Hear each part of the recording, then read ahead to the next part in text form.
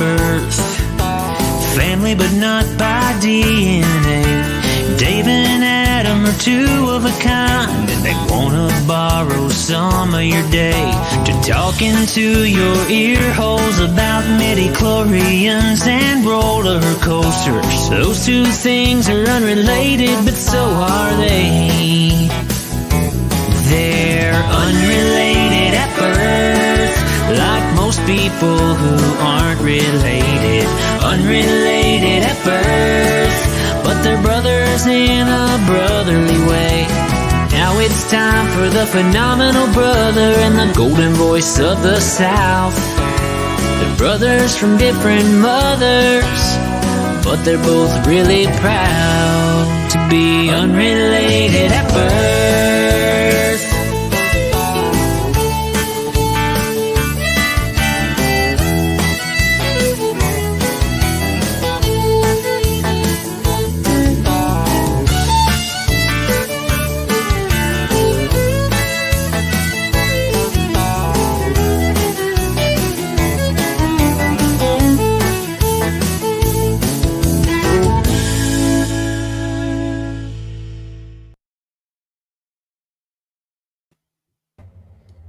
And we're live. Hi. Hi. I like the transition. You've gotten that transition down very well, Adam. I've had 83 episodes to practice. I might as well at some point be good at it, right? That was fluid. That was fluid. I know, right? Thank you, hey, thank you. Who's this below you? Who's this below me? Who's that below us? Actually, so... Wait, which way do I look? This way. There we go. Yeah, you look down. It's the story of a lovely lady. Oh, wait. There's nobody on that side. Okay, anyway. So, for those that don't know, below me and Adam is our former co-host of Sideline Warning. Sideline Warning was our original podcast. It was. It was a sports podcast all about... We started just Alabama sports, but I guess we went all around the Southeast afterwards when we got bored being in one little box, right? Podcasting with you guys is sort of like the Blob. It just keeps expanding and just pulling more things into its orbit. Gelatinous cube. Hence why we had to go to Unrelated at Birth, where we just talk about everything, right? Pretty much, yeah. That intro music is something else. I love that. The little hoedown at the end. I love that. Thank you. Heck yeah, Thank man. you. That was made by Dylan Spears. He is a friend of mine, worked up in Nashville with Logan Seculo and his group. And he is Nashville really came through. It did. What was funny is he talked with Adam and I for 30 minutes, Adam? Yeah. And said, all right, I got what we need. And made that song after just talking with us for 30 minutes. Yeah, pretty much. So Dylan Spears and Britney Spears, No relation. they're unrelated at birth. You know.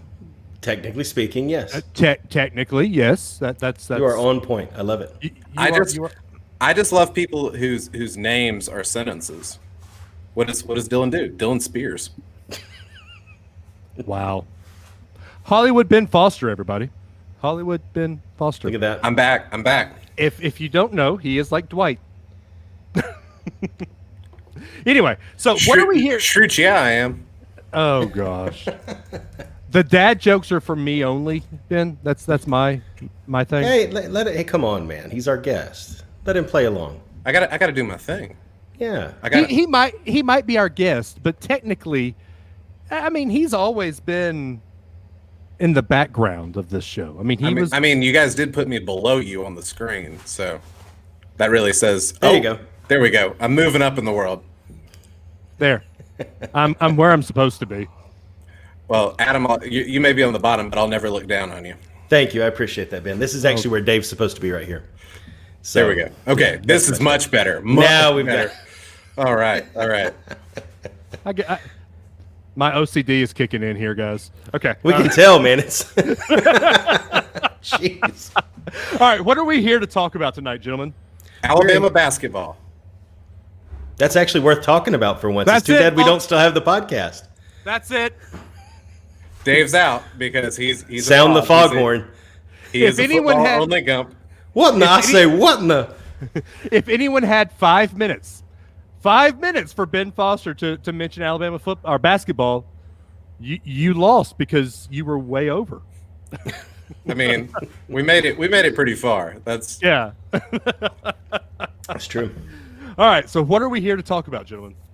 We're doing our second of our March Madness brackets, and this time it's sports jerseys, Yes. which there's some very interesting choices.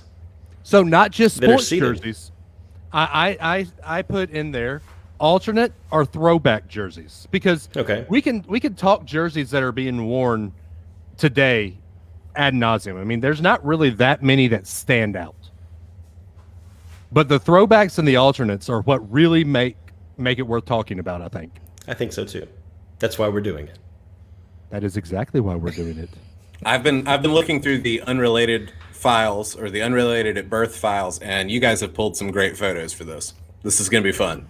I am actually very pleased with the photo library that we pulled for these. Adam must have been behind that. Believe it or not, no.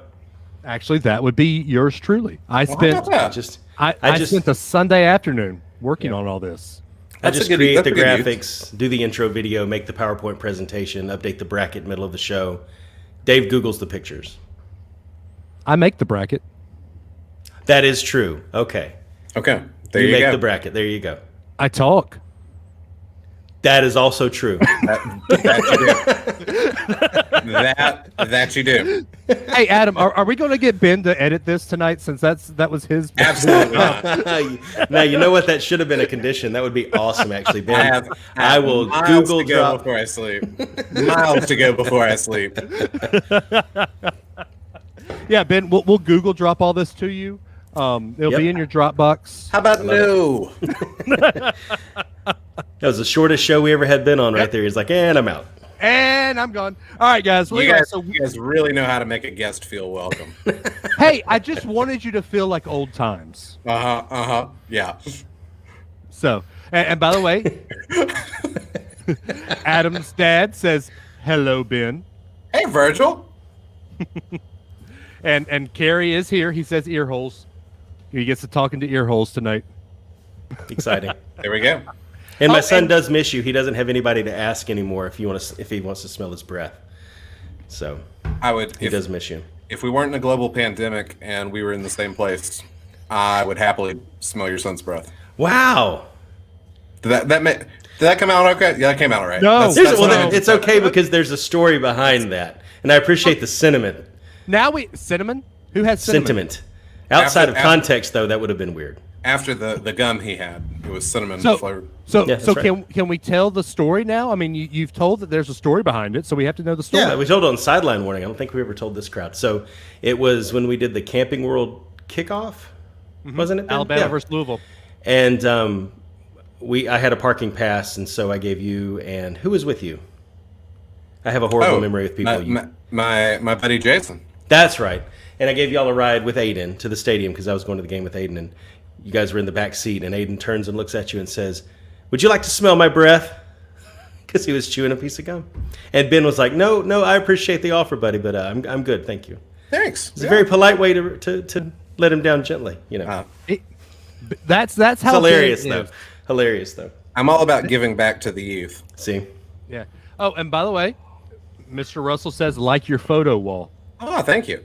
This is the music room, so to speak. We got the concert posters. We got the vinyl. We got the record player. We're trying to keep it organized. nice. For a long while, Ben was very big in the Birmingham music scene. There's not much of a Birmingham music scene right now because of COVID. No, we've still got a ton of talented musicians. We're just not having as many live shows. But Birmingham's also doing a great job of figuring out outdoor venues and the way to space things safely. So live music's making a comeback. It's about to be fired up and ready to go. So Has Rainbow Kitten Surprise put out anything worth listening to lately? no, they're due. So hopefully we will have some more RKS in the near future. Fingers crossed. Well, there was another band that I can't remember the name of it that we just went on and on about too. Yeah, it'll come to me later. I don't remember. Okay. Anyway, all right. So For let's some go reason, ahead- that one stood out. That's because Rainbow Kitten Surprise. That's it. they got some catchy tunes. or a catchy name. Both. So, anyway. All right. So, we're going to go into our recording studio, and we will... Oh, my gosh. Somebody actually knows Rainbow Kitten Surprise. See? Bringing people together. The people have spoken. Thank you, Carrie.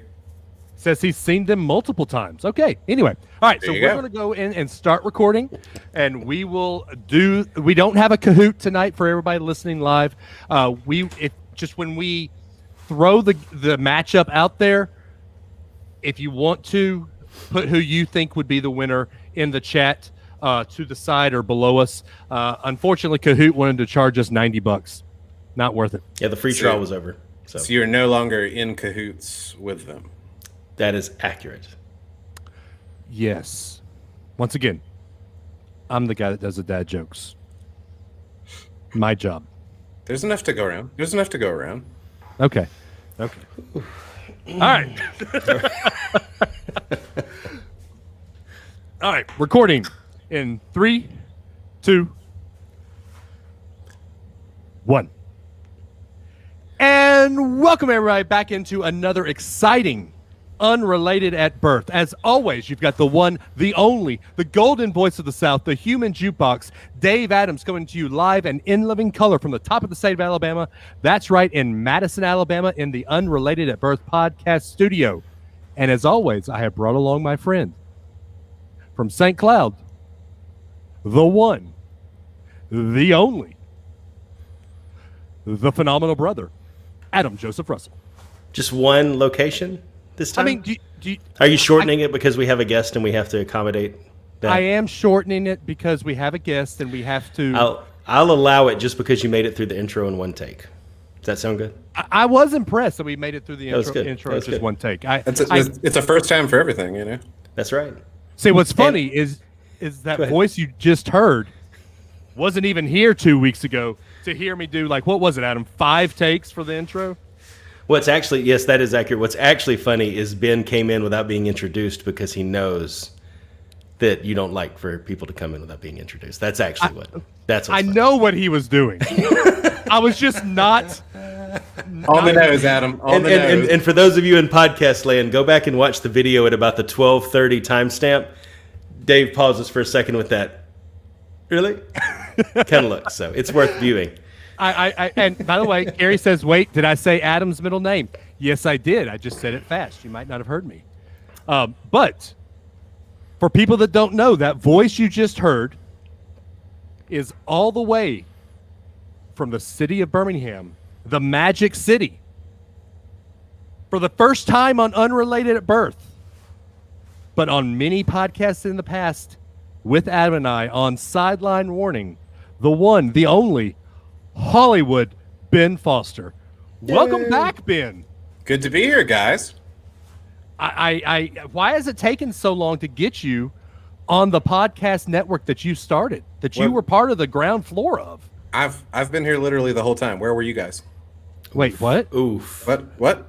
Oof. I've been literally here inside this box right here where I've been waiting for you guys.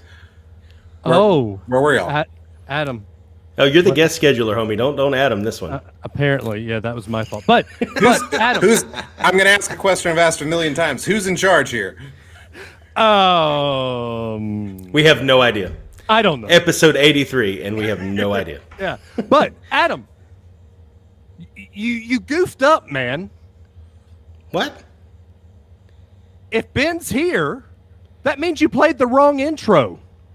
Oh, my bad. It's got to be this one. My bad. Ooh, this sounds familiar. Just wait. You'll hear another voice. Oh, the extended version. This is awesome. I mean, you played the extended Unrelated Birth version, so... This may take a sec. But the tension's building. This is Sideline Warning, the show where sports takes are sure to go way too far into the field. Here to recap this week's biggest and best sports stories are your hosts, Dave Adams, Ben Foster, and Adam Russell. Yeah, man. Hey, that's us. And welcome everybody back into Sideline Warning. No, wait, sorry, can't do it anymore. You've been warned. I have to say, you have been pretty consistent with the intro, Dave. Well, I really have. I was a little shocked. Yeah, top of the state of Alabama, top of your game. Yeah, I've always been there. the whole thing. Jeffrey Martin wants to know, is Ben the reason his face mask got stuck in Birmingham for 4 days? Maybe. Well, Ben? Maybe. He ordered some of those the Shima 97 masks. Oh, the mesh masks? They're not mesh. Saban wears them. Sorry, and it works subject. for Saban. I tried to order some fancy N95s the other day, and they took my money, and then they were like, "Oh yeah, psych, we'll send your money back. We don't have any." Whoops. Oh. So Well, okay then. I'm Yeah, go ahead. I'm thoroughly on Team Bandana because I get to pretend I'm a cowboy. A cowboy, baby. I found the 47 brand masks. I sent you that link, Dave. Mm-hmm. Those actually, I wore it today for the first time after I washed it. It is the most comfortable mask, and it fits my tend to be oversized face. They make my Carry- favorite caps. Yeah, me too. 47 I'm a cleanup, baby. I'm a new era guy, so. It's all good. Gary, after Saban jumped off the bridge, would you? Well, Maybe. maybe. No, I'm kidding. If Saban jumped off of a bridge with a mesh parachute, Dave would, though. No. The obvious question is which bridge and how high? Yeah, exactly. And the question is for Ben: if Nate Oates jumped off of a bridge, would he jump? Hey, look, the thing about Nate Oates is he's going to do the analytics, and the analytics are going to say you don't jump off the bridge. There you so go. this is not one I have to worry about. Jumping off a bridge is like the mid-range 2. You just don't bother with it. You give me layups, which is like easing in through the shallow end, or give me 3-pointers, which is like a big splash, like going off the diving board. Mid-range 2, that's jumping off a bridge, and we don't do that. I was going to say, if it involved shooting a free throw and making it, then it probably would be something he didn't do as well. But 70% of the time. Alabama is 70. Look, when any other coach that I've watched Bama basketball, we were like 50%. So I'm happy with 70% right now. okay, all right. Adam, some would call it an upward trajectory. Oh, they would they not? Oh! They would. They would. In fact, That is our first upward trajectory of the night. I love it. So Folks. I know we're this is the part where we banter and we talk, but tonight is about sports and fashion and athletics aesthetics, right? Athletics aesthetics. That's the name of tonight's episode. You just named it. That's a phrase. That's a phrase I stole from Paul Lucas, who's one of my absolute favorite uniform writers. He runs the Uni Watch blog. I think I've told you guys about it before. So I love Paul Lucas. But if we're going to talk about sports and design, look at this shirt right here. What does that say? That says Men's Regular Season Basketball Champs 2021. That's this year, fellas. That's this year. Look at this. Look at this. Did you ever think you'd be looking at this? No. I will say That's a loaded question. I won't go back to that. the very last sideline warning that you did, Ben, was the episode where we hired Nate Oates. Nate Oates, wasn't it? Did I suggest, what did I suggest in that episode? That we were on an upward trajectory. And what did Adam suggest? I suggested that we should have gone after the dude who was in trouble in a million different ways. So yeah, we can leave that topic alone. That did not age well. Yeah. No, it did I'll not. admit it. Can we submit that one to cold takes? Yeah, pretty much. Yeah, we need to. Freezing cold takes. Yeah. Yep. All right. So why are we here? That's what I'm always asking myself whenever I'm with you. What month is this, gentlemen? This is March, Dave. This is March. And we do. Last week we did a bracket challenge. Ben missed our ride bracket challenge. I know that was his. You didn't want to go through that his again? favorite episode of Sideline Warning. Your what? Your what? Oh, your Disney ride? Yeah. Yes. For a second there, I thought you said a rye bracket challenge, and it was all about liquor. And No, ride. No. I was like, Ride. I was like, how much rye is there? We found it. You'll be happy to know, though, Ben. We found a way to fit it into one episode and only one podcast instead of having to spread it into two month. on two podcasts. Yeah, well, we only did 32 instead of 64, which was done on the old I Am Geek and Sideline Warning Yep. episode. Oh, thank mercy. Adam talked me down from doing 64 on this episode too. Yeah. So you can be thankful for that. We've got a whole nother 32 for the after show, right? Yeah, exactly. I know how this works. I know how this works. We are here to talk about the Jersey bracket. The New, like New Jersey? An entire bracket dedicated to Jersey cows. Yes, that's it. So we got 8 Major League, 8 NCAA football, 8 NFL, and 8 NBA. And these are all throwback or alternate jerseys. So when you think throwback or alternate jerseys, what's the first thing that comes to your mind, gentlemen? The shirt I'm wearing right now. The one I'm wearing right now as well, my Hank Aaron Braves jersey. You are wearing the, is that the Friday red? I think it was Sunday red, wasn't it? I think it was Friday red. It was Sunday. At different times, there's been a Friday red and a Sunday red for the Braves. It's depended on the season. That's true. I think this was when they were wearing it on Sunday is when I got it. But the weekend red, how about that? Okay. That's a Jason Hayward red is what that is. Yeah. That's exactly what it is. Jeffrey Martin, in a year like 2020 and 21, isn't being the regular season champs kind of like winning a horse race when the other jockeys are riding a zebra, a giraffe, and an ostrich? Go ahead. Yeah, not in college basketball. Winning the regular season is pretty significant. So I would say Alabama winning the regular season championship is very much like riding an ostrich. Welcome to the giraffe rodeo right here. That's what we're at. We are playing with house money, and so yeah, I would say that's not just a horse race, especially since we're recording this before the postseason has really gotten going. The SEC tournament's starting up later this week. Yeah, starting up tomorrow actually. So yeah. All right. So Adam, what is the first round of the bracket? Let me pull up so everyone watching on Facebook can see. The MLB bracket is first. Okay. Would you like to run through the seeds, Dave? I will. So at the number 1 seed is the jersey I'm wearing right now, the 1974 Atlanta Braves Road. This is the jersey that Hank Aaron hit 715 in against the 8 seed, the 1972 Oakland A's Yellow. This is Raleigh. He was wearing the road jersey in Atlanta. No, he was not. But the road jersey is the one that they brought back for the alts. Okay. Okay. The Oakland A's Yellow is Raleigh Fingers, or Reggie Jackson, I believe, was wearing that jersey as well. Adam, do you have those pictures where we can put them up? I do when we talk through it, yeah. Okay. The number 4 seed is the 1956 Mr. Reds Mr. Red vest jersey. That was really one of the first vest baseball jerseys to be worn. The 5 seed was the 77 Mariners Trident jersey of King Griffey Sr. The 3 seed is the 77 to 84 Pirates Yellow with the pillbox hat. Think Roberto Clemente when you think of those jerseys. The 6 seed is the 01 to 06 Arizona Diamondbacks home teal and white vest looking jersey that they won the 01 World Series with.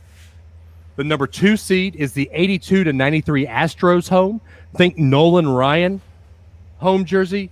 And the number 7 seed, which I was told I seeded this way too low, is the 76 to 84 St. Louis Cardinal powder blue. Think Ozzie Smith. Yes. So, gentlemen, do we want to start with the 1 seed, or do we want to start? We're going to start in the order that I made the presentation. All right. Well, Adam, that's a bold strategy, Adam. All right. All right, so this is actually going to be the 1 versus the 8. So this is the Atlanta Braves road jersey.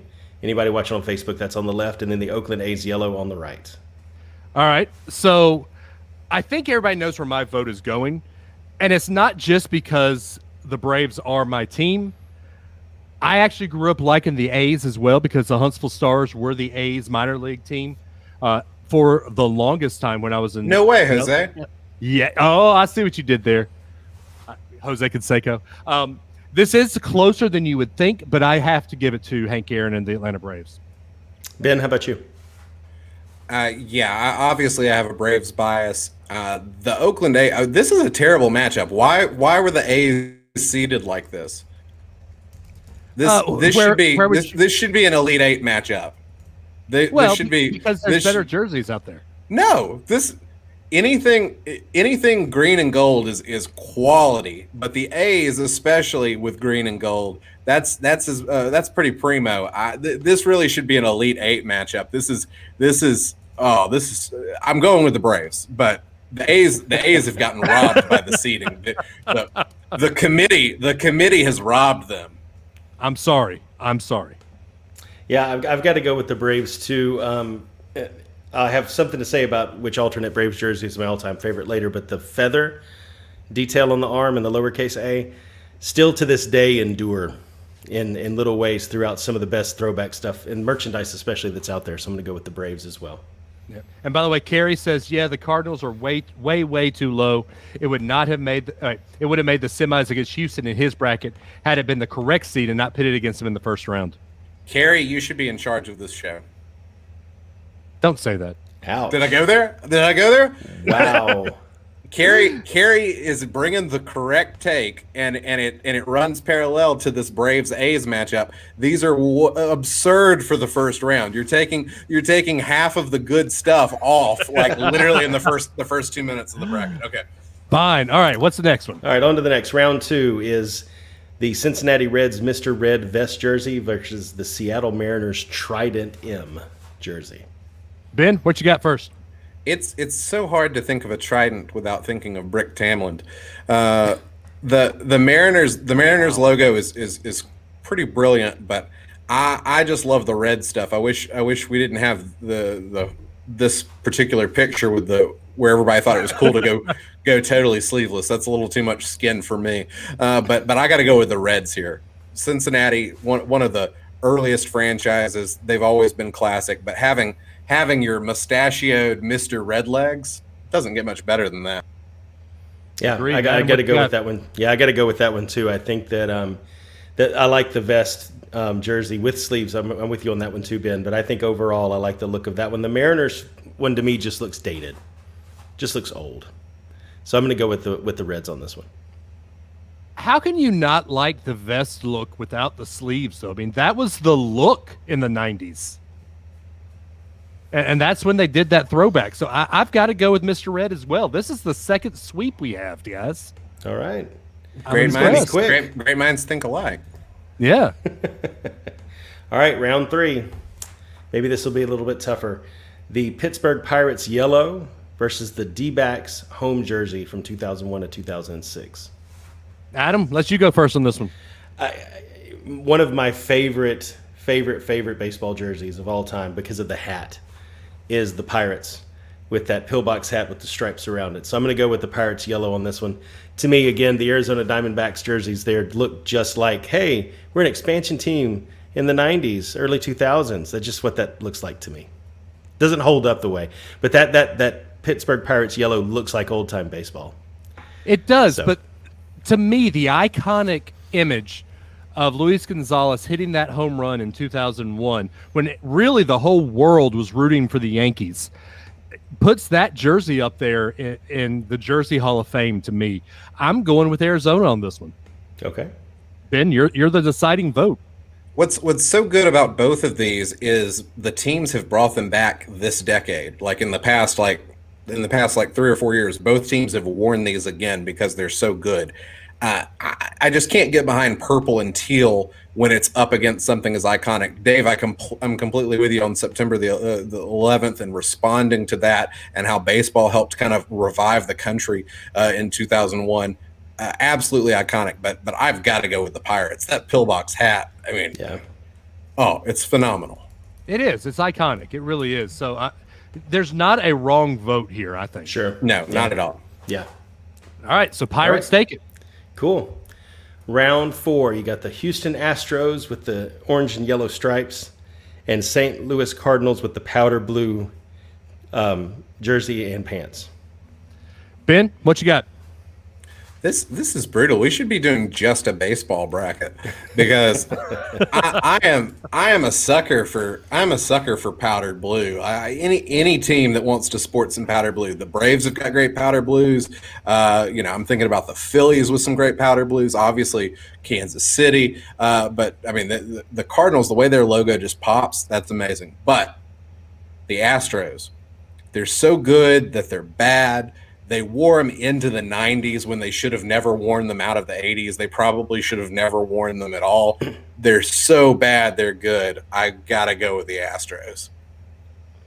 Okay. Adam, what you got? Because I want to hear where you lie on this. Yeah, I'm going St. Louis Cardinals with the powder blue, and it's partly because I'm voting for that because I like that jersey for the Cards, but also that's my proxy vote for the Atlanta powder blues that they wore when Dale Murphy, early 80s, that era. So I'm going with the Cardinals just for a generic vote for powder blue overall, mostly the Braves. So I'm the deciding vote here, and I'm torn because I love both of these jerseys. And Ben hit the nail on the head when he said they're so good or so bad they're good. Those Astros jerseys are so iconic, and to me, even though Nolan Ryan only wore the Astros jerseys for a couple of years, it made that jersey iconic to me. I grew up disliking the Cardinals because I was a Braves fan.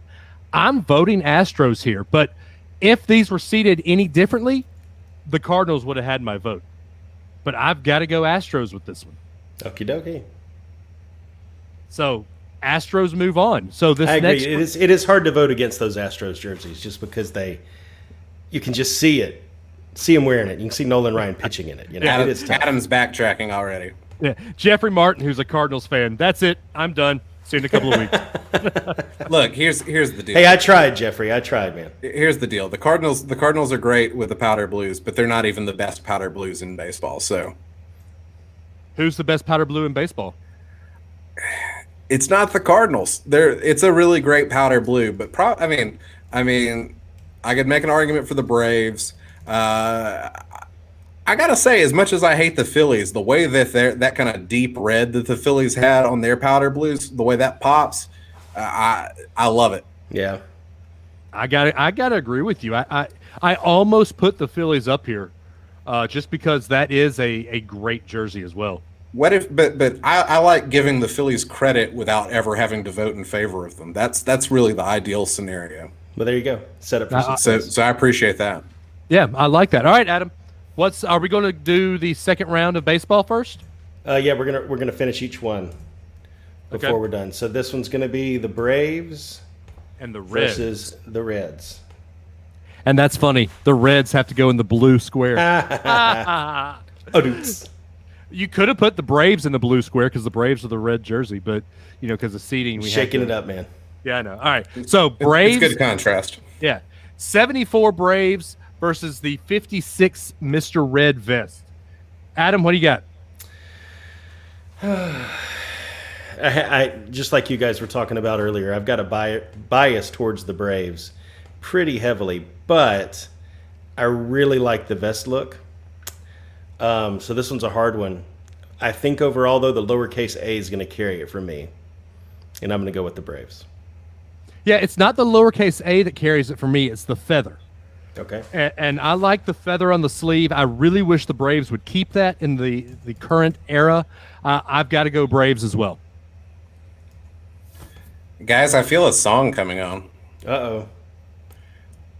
See my vest, put the magic to the test. I'm singing that not because I'm voting for Cincinnati. I'm saying it because they're not moving on. It's a vote for the Braves. There we go. I was wondering where you're going with that. I won't have another chance to sing it. They're donezo. Bye-bye. So, yeah. All right. Bye. Jeffrey Thank Martin you for that. Thank you for that, Ben. Thank you. As long as it's not Dave singing, he's okay with Ben singing. You're welcome. What can I say except you're welcome? Truly, Carrie says, truly the number placement of those Braves unis make them great to me. Yeah, I agree. I agree. It's in the best place. All right. So the next round is It's going to gonna be the Pirates 77 pillbox hat versus the Astros spaceman uniform. So 2 classic retro Yep. jerseys. I'll start here. The Astros are so bad, they're great. But those Pirates unis with the pillbox hat, I've got to go Pirates here. Yeah, I'm with you on that. It's the hat that makes it for me. Again, lowercase a with the Braves. This time it's the pillbox for the Pirates. Ben Foster? It's already 2 votes for the Pirates. I'm a little dumbfounded. I mean, I love the hat, but I thought this was a jersey bracket. It's a uniform bracket. I thought it says baseball jerseys, and at the top it says jersey bracket. I didn't realize this was a hat bracket. That's a whole different thing. Look, I gotta go Astros here. What does a pirate have on his shoulder?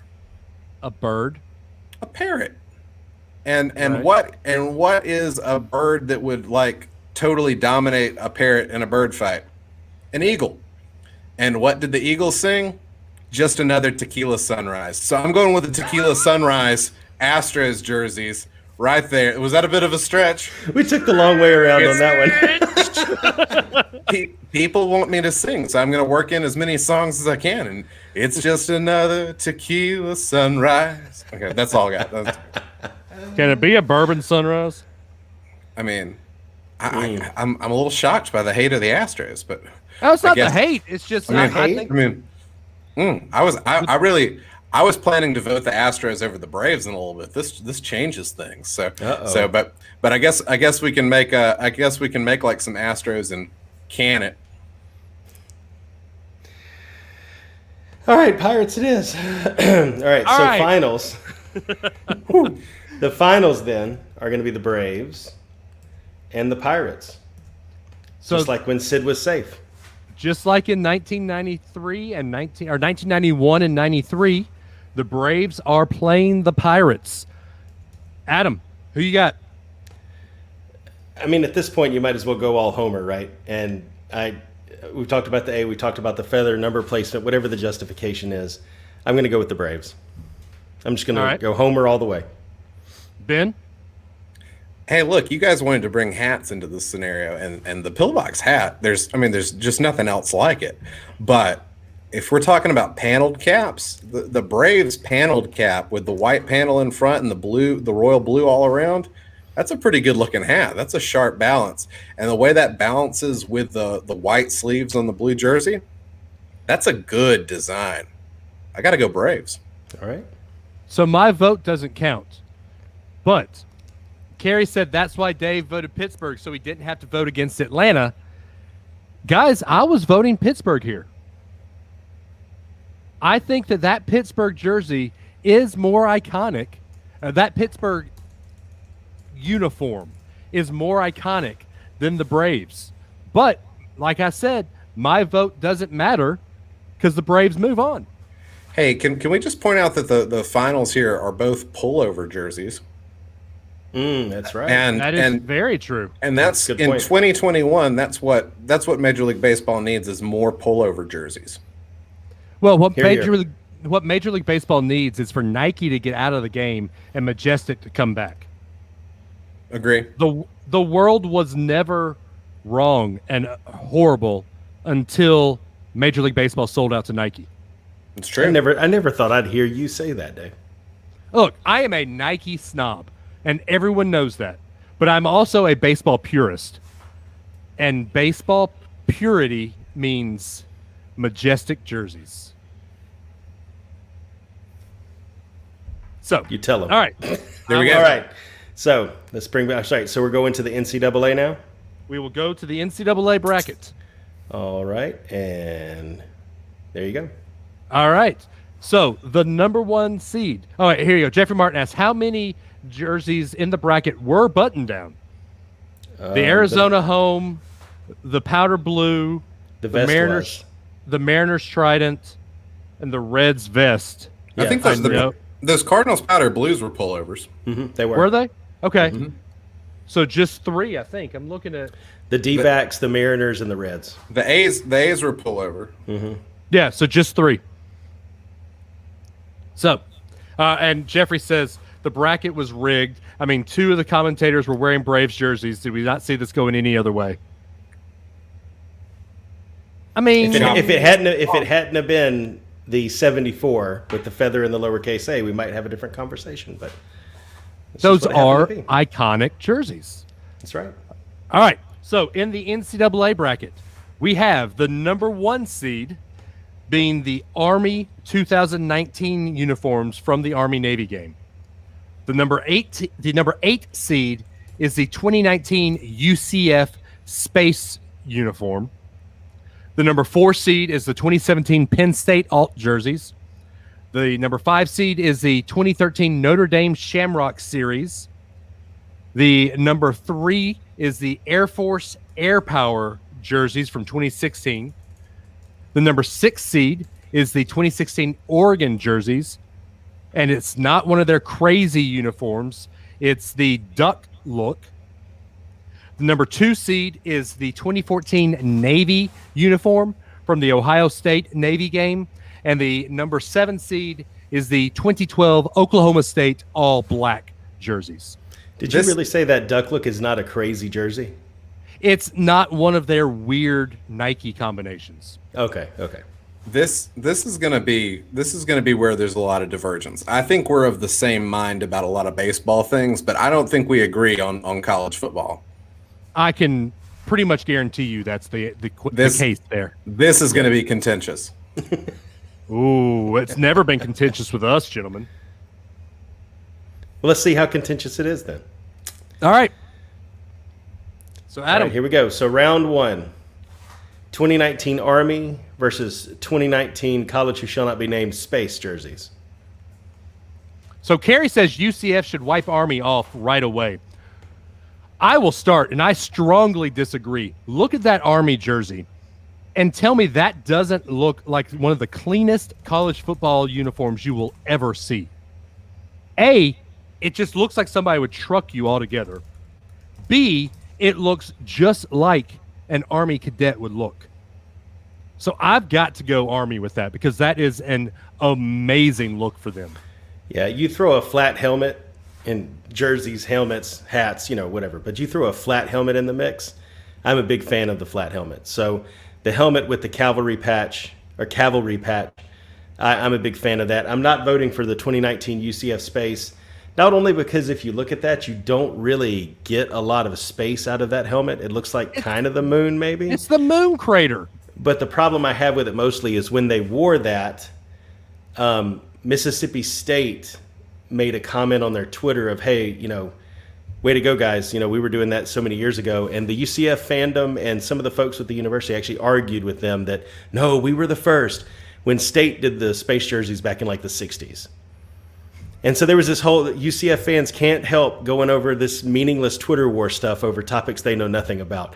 So I'm respecting our men and women in uniform and going with the Army jersey over the little crybaby jersey. So, Ben? Excellent points, gentlemen. I love the Army uniform. I appreciate the cavalry patch and the helmet design's great. But I got to be honest, I am a little bit of a purist in how I think a football uniform should be balanced, and it drives me bonkers when there's a football jersey that has that kind of yoke like is on the Army jersey. It's really problematic for me. Like if the jersey was all white or if it was all military fatigue color, it would be great. That yoke is really bothering me. I love the constellations. I'm going to go with the space uniforms from UCF. Okay. All right. Jeffrey says his dad was 1st Cavalry in Vietnam. Jeffrey, thank your dad. Yeah, that is awesome. We thank you for that service. And because of your dad. Tip of the hat to your father. Yes, sir. Army moves on to the next round. All right. Round 2 is 2017 Penn State Alabama Copycat versus 2013 Notre Dame Shamrock. Ben, Talk where you going, yourselves. Well, I got to study this Penn State one. Fortunately, I'm zeroed in on it. The Penn State uniform bothers me. It's an alternate, and to me it just looks like it's not their usual helmet, and that's that's what is that what makes it an alternate? Yeah, it's because they don't have the numbers normally. The number, you got this number font on there that's just kind of clunking up what's normally a clean design where less is more. It just looks more like a high school with like a less budget than Penn State put together some uniforms. It's March. We got the luck of the Irish. I'm going to go with Notre Dame here. All right, Dave, what do you think? You put it best when you said it's the Alabama knockoffs. If you made those jerseys crimson and white, and that a crimson helmet with a white number, that is the Alabama jersey. Penn State is known, just like Alabama is, for its traditional clean-looking jerseys. This looks a little weird to me. So I've got to go Notre Dame. I'm not a fan of Notre Dame. I'm really not a fan of that bright gold glittery helmet. It's just too flashy to me. But Penn State just doesn't look right. And so I got to go with Notre Dame. Yeah, there's no doubt Notre Dame's doing an alternate. With Penn State, it looks like something just went wrong. They ordered the wrong helmets. Yeah, exactly. I agree on Notre Dame. And one of the things I like about it is the shiny gold throughout. I think it's a nice touch. I'm not afraid of that flash. But putting this presentation together and seeing the pictures up close, those helmets are matte gold, except for the inside of the shamrock. The inside of the shamrock is shiny gold. So there's even a differentiation there on the helmet. So I'm going to go with Notre Dame as well. So it's unanimous. I love gold. I love gold. Yes. Yeah, shave myself for myself. Jeffrey Martin says, if anything, Penn State's alternate jersey should have been a true whiteout like they do at Beaver Stadium. Yeah. I've heard that's a pretty good idea. And I can agree with that. And let me just say, and I'll say this right here, when I showed this jersey or this whole bracket, I had 2 or 3 people comment, wow, there's not an Alabama jersey anywhere near here. 1, we don't normally do alternate jerseys. Nope. And 2, I did that just so people can't claim shenanigans like they did with the Braves jersey. Exactly. There's only one jersey that would have counted for this, and it would have been the one that had that weird houndstooth collar. Which I do own. I do own the Mark Ingram version of that. Of course you do. Of course. But if you would have put it, though, against anything else that's a true alternate, I don't know that we would have voted for it. I would have voted against it because it really didn't look right. Well, I think we'd be saying the same thing that we said about Penn State. It doesn't look like an alternate. It looks like something went wrong. Yep. Yeah. And Carrie says the most alternate thing we did was the houndstooth thing. Yeah, that's it. It was just houndstooth in the numbers and an American flag on the sleeve. That was it. So, all right. Next matchup, sir. Round 3 is 2016 Air Force Air Power versus 2016 Oregon Duck Look. Quack, quack, quack, Mr. Ducksworth. Ben, let's start with you, sir. I'm just angry again because the first round matchups are so ridiculous. Like both of these should be going on. Agreed. The Air Force helmet is by far the best helmet in this bracket as far as the football helmets go. But it's a jersey bracket, isn't it? I like the Ducks. I like how the whole uniform comes together. And when does a team look like their thing? The only other time this has been done is when Florida tried those Gator uniforms that looked like gator skin, and it didn't work. Yeah. This works. You look and you go, oh, Duck. So I got to go with Oregon here, as much as I would love to support Air Force because that's such a cool helmet. I got to go with the Ducks. Yeah, I love the P40 helmet. Blair's grandfather used to fly those, and that takes it for me. The rest of it, though, if they had carried that down and had something else, that's what made that Army one so great was the patch. And even though there was that yoke up top, they had their name on a patch on their shoulder or on their chest and stuff like that. If it carried further down instead of just the black and gray, I'd probably go for that too. But the Oregon thing grew on me as I've pulled the presentation together, and as we've sat here and talked it, they did a good job copying their mascot down to the yellow numbers and everything and the orange shoes. So I'm going to go with Oregon. Yeah, is there more of a just together look than that Oregon outfit? The reason I put this picture in there is so you can see how awesome it looks as a team, as a unit. I mean, that is a bunch of ducks running around the field. A flock? Is that what they are? It's a flock of ducks. No, what's a group? That's not right. What's a group of ducks? A group of ducks. Mighty ducks. A gander? That's geese. That's geese. It's a somebody use the generic term like flock can apply to ducks. Okay. But they're usually a group of ducks can be called a raft, a team, or a paddling. Oh, so it's a team. It's a team. It's a team of ducks. It fits perfectly. It is a team of ducks. As everyone's saying in the comments, they fly together. Ducks fly together. And it's fitting that they're up against Air Force in this round. See, and go ahead. It's hard to vote against our country's military because when it comes to their alternate jerseys, they usually win everything. But I've got to go Oregon here. Yeah. To Jeffrey's point, it needs a pinup model on it, right? Or something like that. It needs not necessarily that, but it needs something like the script that the script writing they used to put on the side of the planes, or right. Like whoever they beat, they should have had like kill stamps on it across their chest or something. Something to tie it all together, and then we probably would have had a different result. But okay. Yep. All Jeffrey right. says a duck to the jet engine of the plane is going to bring the plane down. Bird strike. I like what you did there. All right. The last of the preliminaries, round 4, is 2014 Navy versus 2012 Oklahoma State All Black. Normally, I would vote All Black Air Day.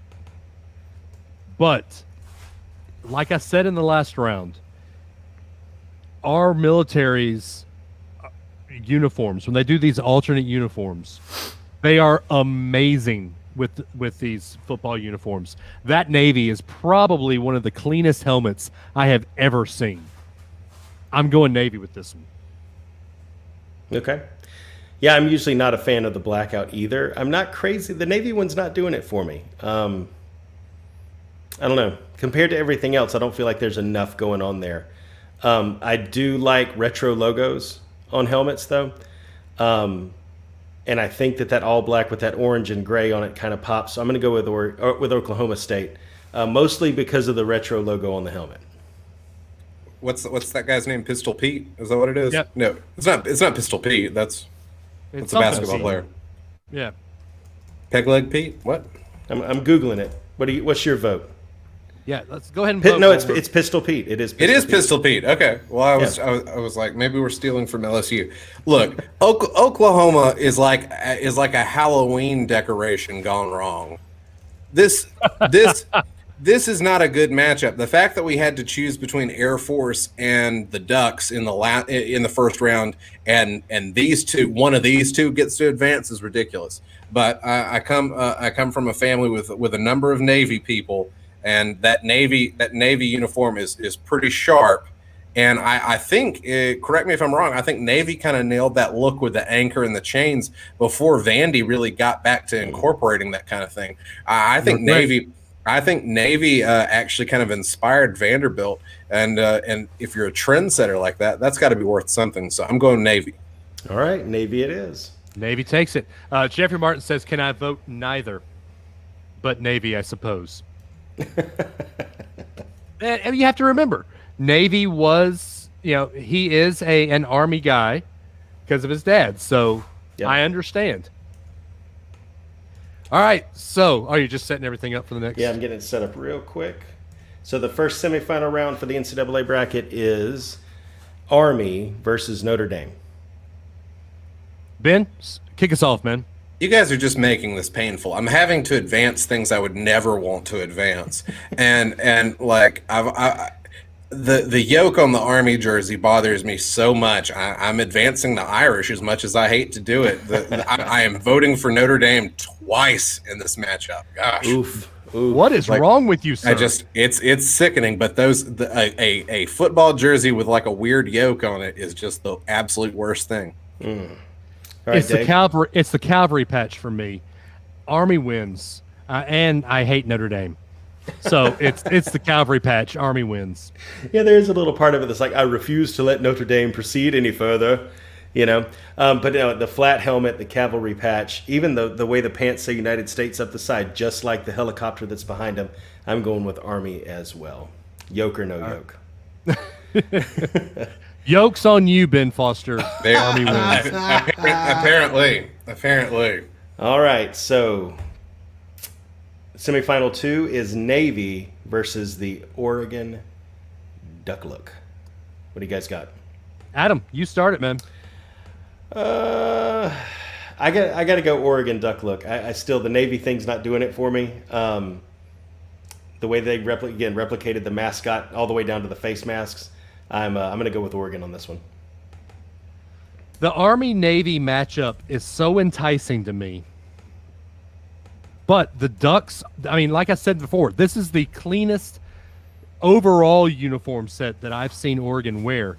This is a tough one, but I am truly going to give this to Navy just because I think that is the biggest trendsetter uniform of all time. Okay. Tiebreaker, Ben. Look, I love the Navy uniform. There's a lot to like there, but to me, it's just a little too simple. It's clean, but part of having an alternate uniform is like adding a little spice. And so I have a tremendous amount of respect for Navy and for all of our armed forces. But I got to go with the Ducks. This is a uniform competition. I'm going with the Ducks. All right. Oregon moves on to face the Braves in the final four. No. This is now we got Army versus Oregon. Oh yeah, you're right. My bad. You jumped the gun. I did jump the gun. Sorry. I've copied and pasted too much in the bracket just to have it ready. All right, so Army versus Oregon. Let's make Ben go first again. We know where he's voting. Wait, who did the Ducks defeat in the first round? The Ducks defeated Air Force. So this would be they would have the governor the commander-in-chief's trophy if they beat Army. So they defeated Air Force, they defeated Navy, and now they're up against the Army. Yes.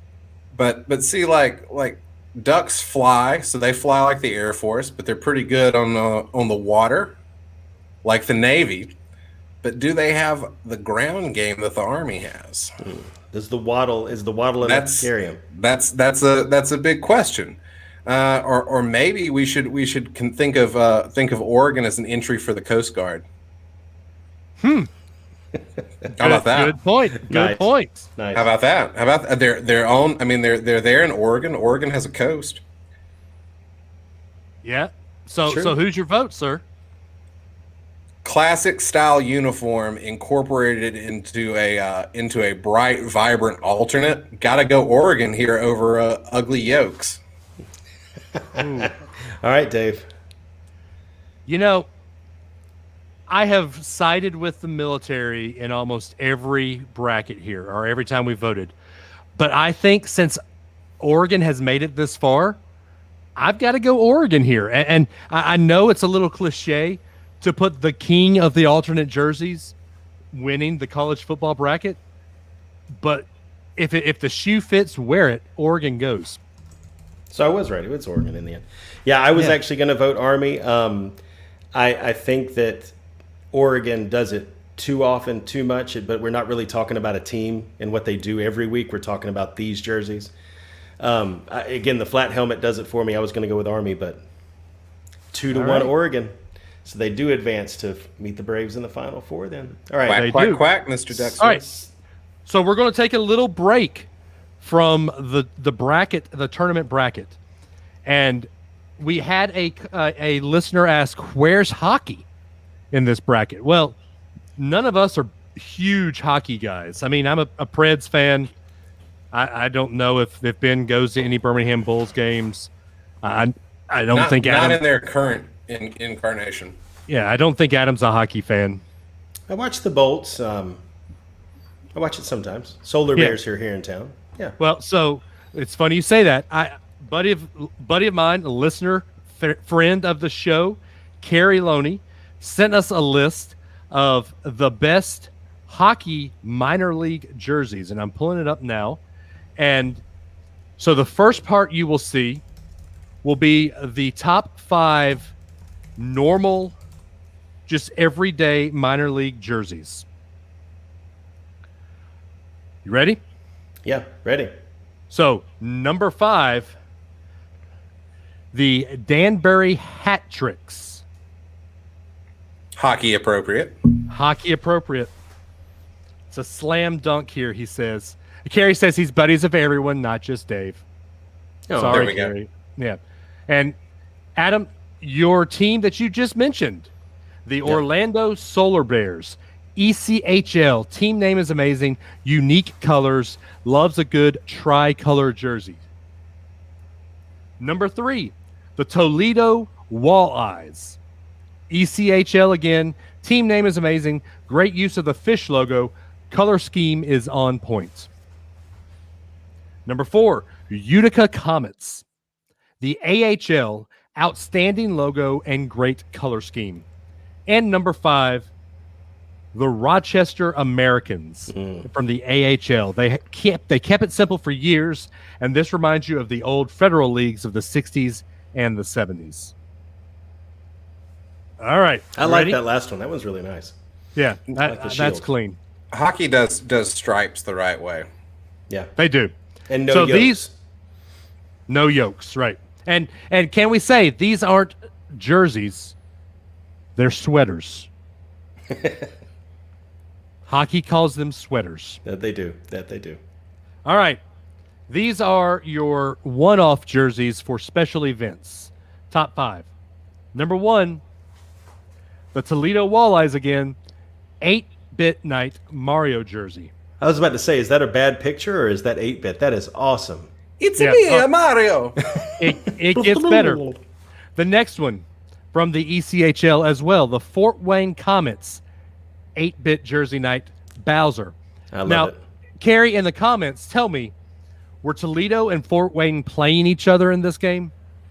Because how awesome would that have been to have Mario going against Bowser? That's really cool. That is cool. All right, the next one, from the AHL, the Rockford Ice Hogs Wizard Night. It looks like a hog. And Carrie says, yes, they did play each other.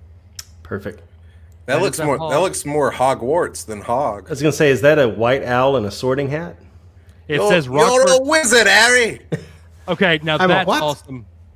That's awesome. Hogwarts. Okay, I get it Yeah. now. I love it. It's a Gryffindor. Yeah. I understand. a team that is near and dear to my heart, and a team that is near and dear to Carrie's heart because he was the mascot, the Huntsville Havoc, with their Rocket City Long Dogs.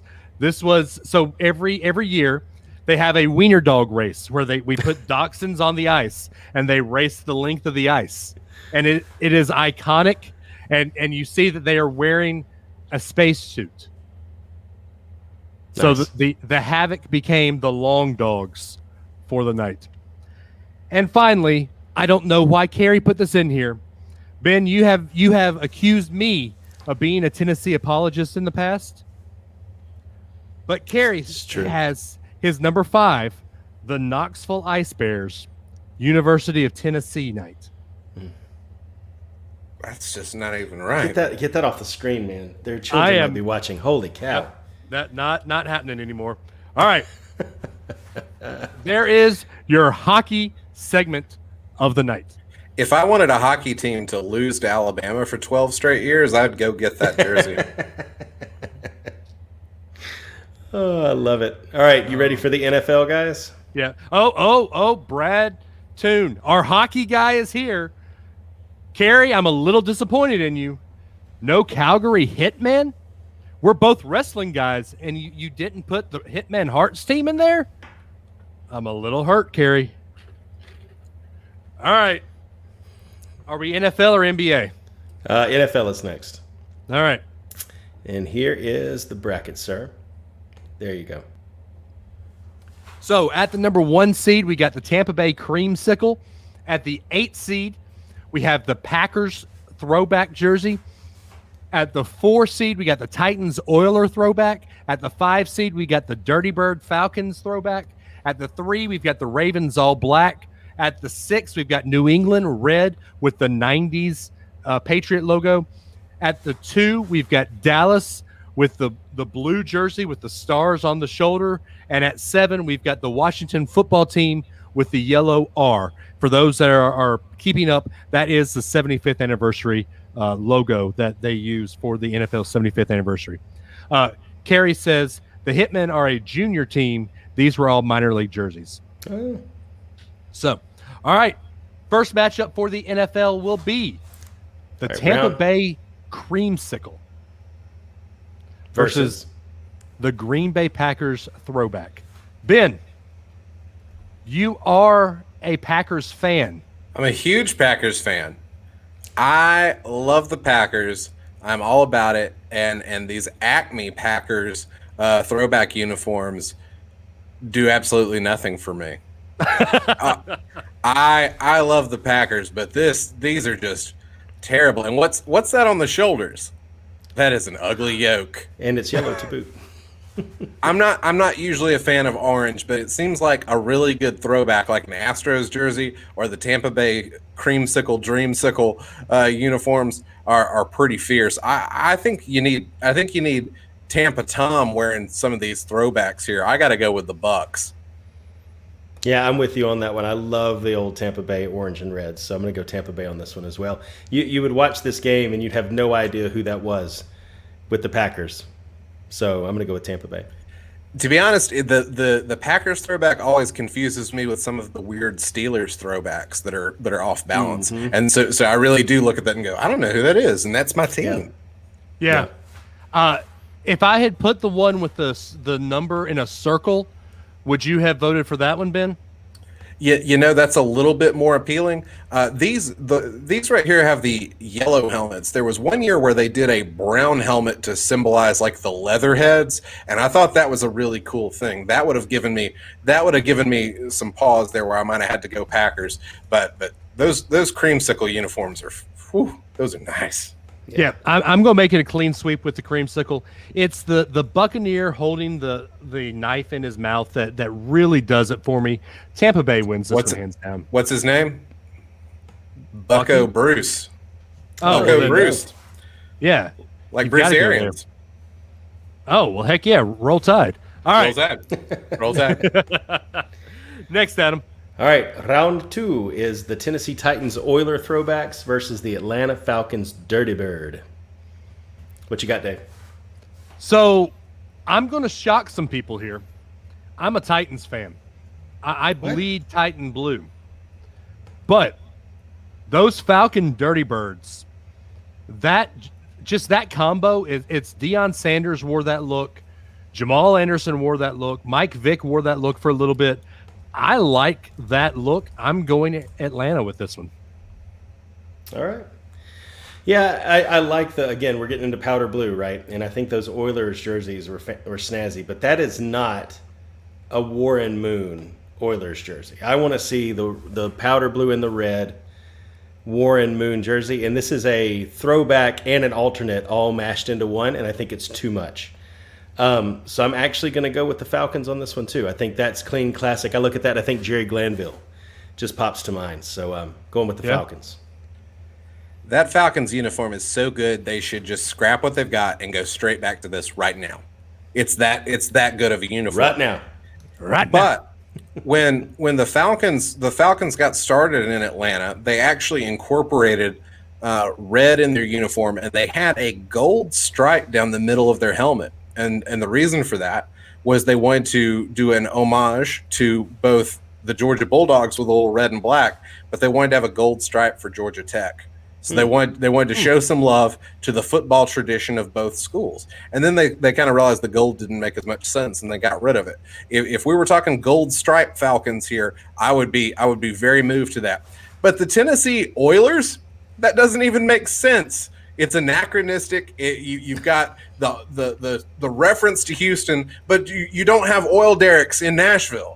So I love powder blue. I gotta go with the Titans here. The Tennessee Oilers, it makes no sense, and that's what makes it good.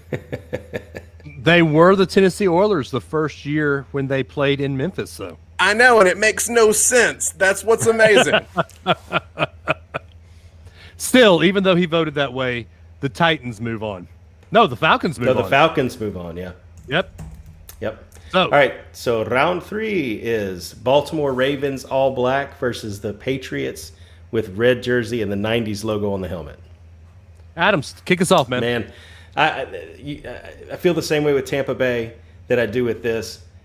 Anybody whose throwback puts the logo on the screen that used to come up on Tecmo Super Bowl on my Nintendo, I'm probably going to vote for them. Like I said with the Oilers, the only difference there was that didn't look anything like the jerseys that you saw back in the day. This looks just like they lifted the ones and moved from the old days and moved it in. So the Patriot in the stance with the ball getting ready to snap it, that's one of my favorite vintage NFL logos. So I'm going to go with the Patriots on this. The Ravens one, to me, it's all black, but it doesn't stand out as much as being something either vintage or different for me. So I'm going with the Patriots. It's not supposed to be vintage. This is all black alternate. Yeah. And when you put that purple with in the numbers with the all black look, that is so sharp. And this is where I put in there that Tom Brady is not the best quarterback of all time. Baltimore wins this round. I didn't even get to vote. Sure, Okay, you did. for me. Yeah. Okay, so I think I drew some attention to my fabulous conference champion shirt. Look at it. It's well balanced. You've got the year, you got the team, you've even got a basketball net down here. Look, it's perfect. Well, sort of. It's almost perfect. There's only one thing that could make this shirt better. If it wasn't black. Black uniforms are terrible.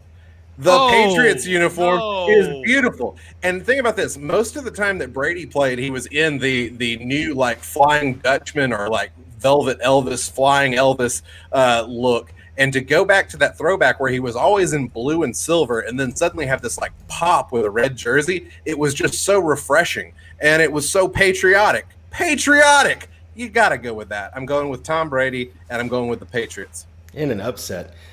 All black just doesn't work, Dave. Sorry. Just ask Georgia. Doesn't work. My apologies. Blackout doesn't work. All right. So last of the preliminaries here is Dallas Cowboys with the blue stars on their shoulders with white helmet, and Washington football team, yellow helmet with the red R logo. Ben, what do you got, man? I think I told you earlier that I didn't like the Packers throwbacks because I didn't recognize my own Packers. And every time I glance at the Redskins logo or the Washington logo, I go, "Oh, wait, is that a Packers uniform?" It always throws me for a second, and so I think that's a really well balanced design. The Cowboys, though. Those white shoulders, it's just another weird yoke thing. I can't sign on to that. I love the shoulder sleeves that Washington's got. I hate the shoulders of the Cowboys. I got to go Washington here. I can't agree with you because to me, those Dallas jerseys, that means Thanksgiving. And when you see those blue stars on the shoulder, they only bring those home blues out on Thanksgiving, and that white helmet is just so amazing. I've got to go Dallas here. So that means I'm the tiebreaker, huh? And you are. And I'm a most of the time Cowboys fan. It seems to change with the NFL. I'm not crazy about the Cowboys ones on this one. But I'm not crazy about the Redskins one either. I think the Cowboys, to me, that silver helmet doesn't need to be messed with. I think that is one of the best helmets in the NFL. And I would have rather they had left that alone and messed with the pants and the jersey. But I'm not going to be a homer for the Cowboys. I'm going to have to go with Washington football team on this one, and honestly think that could be their uniform going forward and just have the R as a homage. So and it would not be a true throwback. What's their mascot if there's an R? It's just an homage. The red tails? That could be the red tail hawk. Sure. It could stand for whatever you want it to stand for. Wait. You said red-tailed hawk? Sitting on a limb? Sitting on a limb. Chubby old groundhog. Who bullfrog. was in charge of the photos again? Who was that? I think that was would be Mr. me. Dave Adams, the golden voice of the South. Who's in these photos? Is that Jason Witten? That is Jason Witten and Jason Campbell. You got Jason's from the Evil Empires. What's up with that? I'm sorry. That's just what came up when I Googled. You pulled Tennessee and Auburn in here. Can't we vote them both down? Tennessee Saturday night. Yep. Nice. Couldn't All feel right. better. I'm together. Go ahead and finish With it. my Dixieland light. All right, so semifinal Spend my one. dollar. Roll Tide. No, on beer. I don't do that one. You know that, Dave. Parked in a holler neath the mountain moonlight. Roll Tide. Hold her up tight. Roll Tide. All right, so semifinal number one. Make a little lovin'. Roll Tide is Tampa Bay Creamsicles against the Dirty Birds. What you got, fellas? If anybody can do the Dirty Bird dance, I will vote Atlanta right now. Can and See- want to are two different things. Seeing as none, Wait. Are you for real? What if I don't want you to vote for Atlanta? that's I mean, not the 'cause- Dirty Bird, Ben. No, that's not it. That's not it. That's the funky chicken.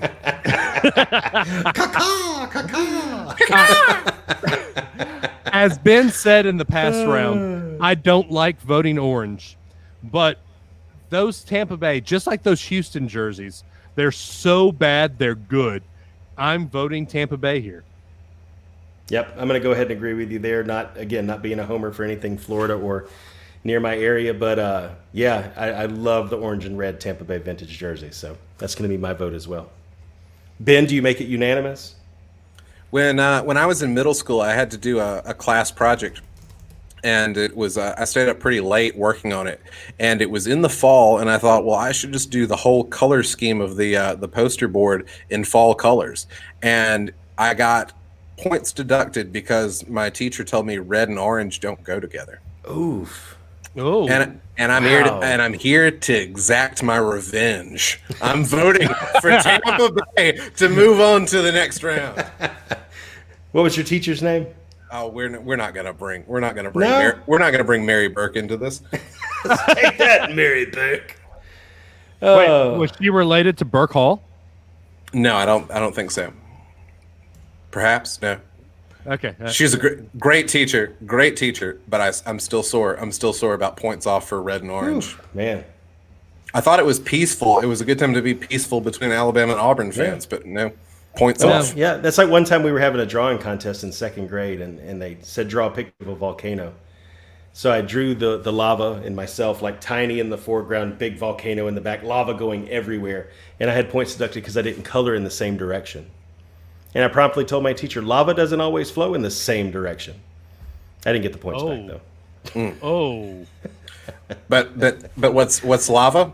Red and orange. Red and orange. See? You're it right. all comes There together. you go. There you go. All right, semifinal 2 is the Washington football team with an R on their helmet for no reason versus the vintage Patriots. David? If you're going, wow, my Christian name. Okay. If you're going to make me choose between two teams that I absolutely hate, I will vote Patriots here just because of the red, white, and blue color scheme. Yes, sir. Ben Foster? I mean, Pat Patriot's pretty awesome. So many times when you think of football or you think of what a football logo should look like, you would think of a quarterback throwing the ball like Tom, but Pat Patriot's the center. He's ready to snap the ball, and you don't see that many like that kind of football logo very often where somebody's playing center. It's usually one of the more glorified positions. So all for the offensive line. I'm supporting the Patriots another time here. Yeah. I'm going to go with you again. That's one of my favorite vintage logos, so it's unanimous for New England.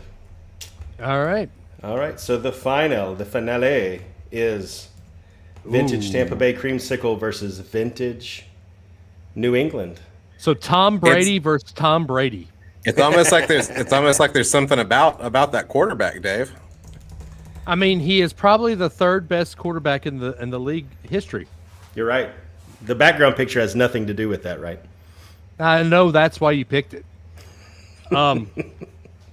So do we want to vote the 1 seed of Tampa Bay, or do we vote, what is this, the 5 seed? The 6. Oh. New England was the 6th seed. I think we're going to have to go with an upset here. Red, white, and blue beats orange and red. Okay, Ben. Dave, I gotta agree. The dreamsicle, creamsicle Tampa uniform is really something, but at a certain point, after you advance it a couple of rounds, it starts burning your eyes. You can never get tired of looking at that Patriots uniform. They should go back to it. It's that good. So I gotta go New England here again. Yeah, I love creamsicle, love the Bucks, but when I was a kid, they had these quarter machines that had NFL helmets in them. And the rare one in the collection, I had all of them except the white New England Patriots helmet with the center, getting ready to snap the ball. And so we went to every grocery store in the area until we finally found one that was right in the slot, ready to turn the quarter. And I finally completed the set with that helmet. So I'm going to go with New England as well for sentimentality's sake. So New England wins the NFL side of the bracket. Imagine that. Now on, I know, right? Now on to everybody's favorite sport, professional basketball. Yay. Yay. All right, here is the bracket. Show a little more excitement. I mean, we all know who's going to win this bracket. Do we? All right. The number 1 seed is Lakers blue from 03-04 against the number 8 Hawks Dikembe Mutombo 95-96 home. Number 4 seed is the Warriors 2015-2016 The City home jersey against the 5 seed Timberwolves 03-04 black jersey. The number 3 seed is Miami Heat's white hot jersey versus the number 6 seed Phoenix Suns 92-2000 all black. The number 2 seed, the Chicago Bulls black pinstripe versus the number 7 seed Detroit Pistons 96-97 red alternate jersey. So Adam, All right. let's get the pictures up here. So round 1. Fight. A moment, please. Fight is the 03-04 Los Angeles Lakers blue versus the 95-96 Atlanta Hawks home jersey. Once again, we should have had the red Hawks and the blue Lakers flipped on these squares. I didn't seed it. You did. I know, I seeded it. But it's hard to vote against that blue Los Angeles because Lakes are blue. The Lakers should have a blue color, so I'm going blue. Okay. Ben? I should be a bigger fan of the cartoon character uniforms where this kind of cartoon hawk is on there. But the problem with Hawks jersey is it's not even the best Hawks jersey. It's close. It's to me, that's the best Hawks jersey. Are you going to say you were probably going to say the Dominic Wilkins Atlanta, right? Or Spud Webb Atlanta. Yeah, when you've just got the red and gold popping on the white uniform, it's just so beautiful. And this Hawks jersey here, it just doesn't do much, and it incorporates black. Now, okay, let's talk about these Los Angeles ones. I totally get the lake blue thing. I don't even remember them wearing these. Where was I in 03-04? What was I doing? You were at Bama, weren't you? No. Oh, you No, were I'm in not- high school. I'm not that old. So I just don't remember these. And 03-04 is when I was a lad in high school and I was watching Sports Center like 6 times a day. I have zero recollection of these uniforms. It's like they never existed in my mind. And they're cool, but why would you go blue when you could go powder blue? It's just this is a painful choice here between these two. I guess I'm going to go LA, but it just seems so weird to bring in blue when purple is one of your normal colors. So whoever won here was not going to make it very far. So I'll go with LA just because the Hawks uniform bothers me. Nice. So that actually is one of the original colors that LA had in their jerseys when they arrived and started playing basketball. Was blue. It looks good. They should have stuck with it. They should have never done the purple and gold thing. Yeah, I think that's truly an alternate. The Hawks one to me is not necessarily. It is an alternate technically, but it feels to me like like some of the minor league hockey stuff you showed, where they put a big cartoon character on it. Feels to me almost like a minor league jersey or something like that with that big hawk in the middle of it. I'm going to go with Los Angeles here too. It's clean. I like the color of it. It's a total departure from the purple and gold, and it actually does throw back to some of their history. So, Yep. LA Real wins. quick before we get going, Brad Toon says, "Where's Vancouver, Memphis Grizzlies, Toronto Raptors?" And yes, I'm biased. Anyway. That's what I'm talking about. Those are all better cartoon jerseys from the same era. They're much better cartoon jerseys than this one. See, okay, to me, the Memphis Grizzlies or the Vancouver Grizzlies, to me, thinking big country, that just screams like Adam said. The Arizona jersey screamed. It screams expansion team to me. Yeah. This Hawks jersey is something they actually wore and stuck with it for a while. And I can see Dikembe Mutombo. 2 years. It says 95, 96 at the bottom. Yes, but I can see Dikembe Mutombo shaking his finger wearing this jersey. Not today. Is that what he wore when he? No. Yeah. So, all right. So, LA wins this round. Yep. All right. Round 2 for NBA jerseys is 2015 Golden State, the city, and 03-04 Minnesota Timberwolves black. There's something about those the city jerseys, but I can remember these black Timberwolf jerseys, and Sam Cassell and Kevin Garnett in those jerseys were just amazing. But those Golden State the city jerseys, to me, that's probably one of the best alternate jerseys in the NBA. In the NBA, it's very iconic. I'm going with the city. Yeah, I'm not crazy about the Timberwolves ones at all. Like, that doesn't do anything for me at all. I like the city when it's actually got something different on the front and the back. I like the yellow and the stripe down the side with Warriors. I'm going to go with the Golden State on this one too.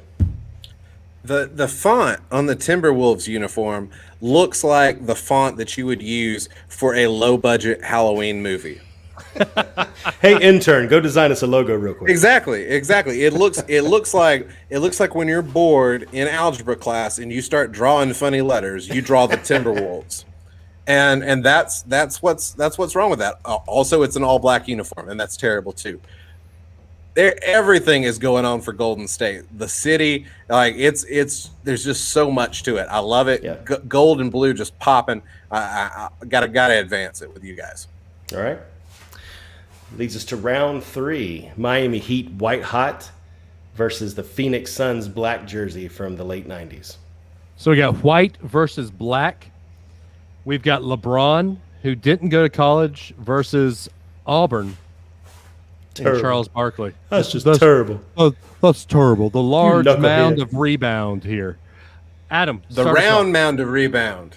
The round mound of rebound. There you go. Adam, You're missing an ound. The alliteration is broken now. I feel the same way about the Miami Heat ones. Look like one of those comics that you buy at a comic book show to have an artist draw on them, the blank white. Just like with all black, they're not doing anything for me. The Suns, though, is iconic. I mean, the black background on that one actually makes the sun pop more than the purple background normally would on their jersey. So I actually like the black in this case because there's so much more going on that one. So I'm going with the Suns. That one to me is iconic, and I think the black does something for it. The all white just is bleh to me. Ben. Look, I can't stress this enough. Like all black uniforms are like dominantly black uniforms are just terrible. But I can't vote for these all white uniforms because you can't even read them if you get further away. Like, that's zoomed in on LeBron because that's what cameras do. They just automatically zoom in on LeBron. But if you're watching this game on TV, you can't read the name or the numbers or anything. It's impossible to read. Meanwhile, the Suns logo is popping. You can actually read it, and I just got to go with Charles Barkley. Look, when something is hot, like burning hot, what color is it? Sun's hot. It's white hot. those jerseys are so hot, they're white. You've got to admit that is a clean look. Like they got bleached in the laundry and took the logo off the jersey. No, I'm going with, my vote doesn't count, but I'm going with Miami here. I never vote for Miami. Y'all know my disdain for that city, but I am voting for the Heat here. Okay. In vain, though. How many times is that jersey going to win? Not one, not two, not 3. Not at all, Dave. Oh, I love it. That's awesome. All right. All right. Round 4, we already know how Dave's going to vote on this one. It's the Chicago Bulls black pinstripe versus the 96-97 Detroit Pistons red. I mean, is there any doubt in my mind? First off, I hate Detroit. I've always hated the Pistons because of the bad boy era. And that pinstripe, even if Mike didn't wear that jersey, that Bulls pinstripe wins, hands down. Y'all been talking bad about all black jerseys all night, but you've got to tell me that all black alternate, when Chicago pulled that out in the 90s, the whole world went crazy. The whole world did go crazy in the 90s, you're right. Well, but that's the thing, Dave. We voted for Phoenix because there was something else going on other than just, hey, this is completely black, right? I think the pinstripes work. The Bulls jersey is iconic to begin with. The pinstripes do something for me. I hated when the Pistons redid their logo. I think it was it's like when Alabama redid theirs in the late 90s. It was one of those, hey, let's just redesign it and see if we can do something different. I get the Iron Horse analogy and everything, but I never liked those. And I especially don't like them in red. So it's going to be the Bulls for me on that one. Guys, let's give some love. This is the best Detroit Pistons uniform they've ever had. You got the. I always thought it was a chess piece. I get that it's an Iron Horse because of Detroit, but I always was just like, oh, they got a chess piece on their jersey. That's kind of different. Look, Ben, saying it's the best Detroit Pistons jersey they ever had is like saying it's the best Tennessee football team they've ever had. I'm just saying. Even good crap is still crap. Yeah, but you take a team that's been red and blue for ages, then you put them in teal. Come on, man. I mean, let's talk about this Pistons uniform. Let's just embrace this for just a moment. That is a beautiful shade of red, and Detroit too often doesn't incorporate that red into their uniforms really at any other point. It's beautiful. It makes the Iron Horse pop. You've actually got that red and orange flame going there because red and orange can go together. What really makes this though is the trim all the way through, like at the belt, at the shoulders, at the neck, like on the pants, like all of it, just the striping and piping on these jersey and shorts. Phenomenal design. The biggest problem with the Pistons uniform is actually down there on the shorts. You got to zoom in on Grant Hill's shorts.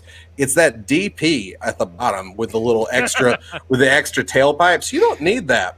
It drives me crazy when they try to redo their like extra stuff on the logo. The P on the jersey doesn't have a tailpipe, but they got to add a tailpipe to the P on the bottom. It doesn't add up. But the biggest thing we've got to remember in this round is the clothes don't make the man makes the clothes. Bulls are advancing to the next round. Good. I was hoping you weren't going to do that. And all this time, I just had to give poor Grant Hill his due. Like he never gets any break, and I was just like, all right. All this time you've been saying Pistons. You know the only thing that's been sticking in my head. Adam, help me out here. You know it. You've been thinking it. He did what in a cup? He did what in his cup? Yeah. Yep. Absolutely. All right. Semifinal number 1. As Adam's getting everything ready. I saw it already. Los Angeles Lakers with the blue versus Golden State's The City. Adam, kick us off, sir. Yeah, Los Angeles' blue is nice. It's a good throwback to when they started in L.A. Not really a fan of it overall. I think the city does enough with the color scheme that they normally use, but adds a lot to it there. Like we said, it's different on the front and the back. I'm going with Golden State on this one. Ben? I love that script on the Los Angeles jersey. It's a good look, but I just think, hey, the Dodgers were in Los Angeles first. They've got the rights to all the blue. I don't think it works for the Lakers. I gotta go with the city and move them to the next round. I wanted this to be an LA Chicago matchup. But I have to go with everybody and say the city is the better jerseys here. And Ben's right. LA, if you're going blue in LA, you've got to go Dodgers. I had somebody say when they saw the bracket, that looks like a Clippers jersey to me. Yeah. And Totally. and they're not wrong. It was iconic when Los Angeles wore those in 03, 04. But I could see that the city jersey being Golden State's alternates forever. Your dad asked Dave, why were the Lakers called the Lakers? They were in Minneapolis, the land of 1,000 lakes, before they were in Los Angeles. Don't try to sports trivia me, Virgil. Ladies and gentlemen, Virgil asked the question. Yeah, there you go. I kid, Virgil. I kid. I know my sports, useless trivia. Well, Not I as think much the as meaning that you can't help but the meaning of that one too. They were Golden State. They took it away from Oakland. So Right. to actually have some kind of hark that we belong to a city, not just a state, I think means something to the fans too. So Yeah, it's a nice little callback. And Virgil, you ask all these thousands of questions. I said I know my sports.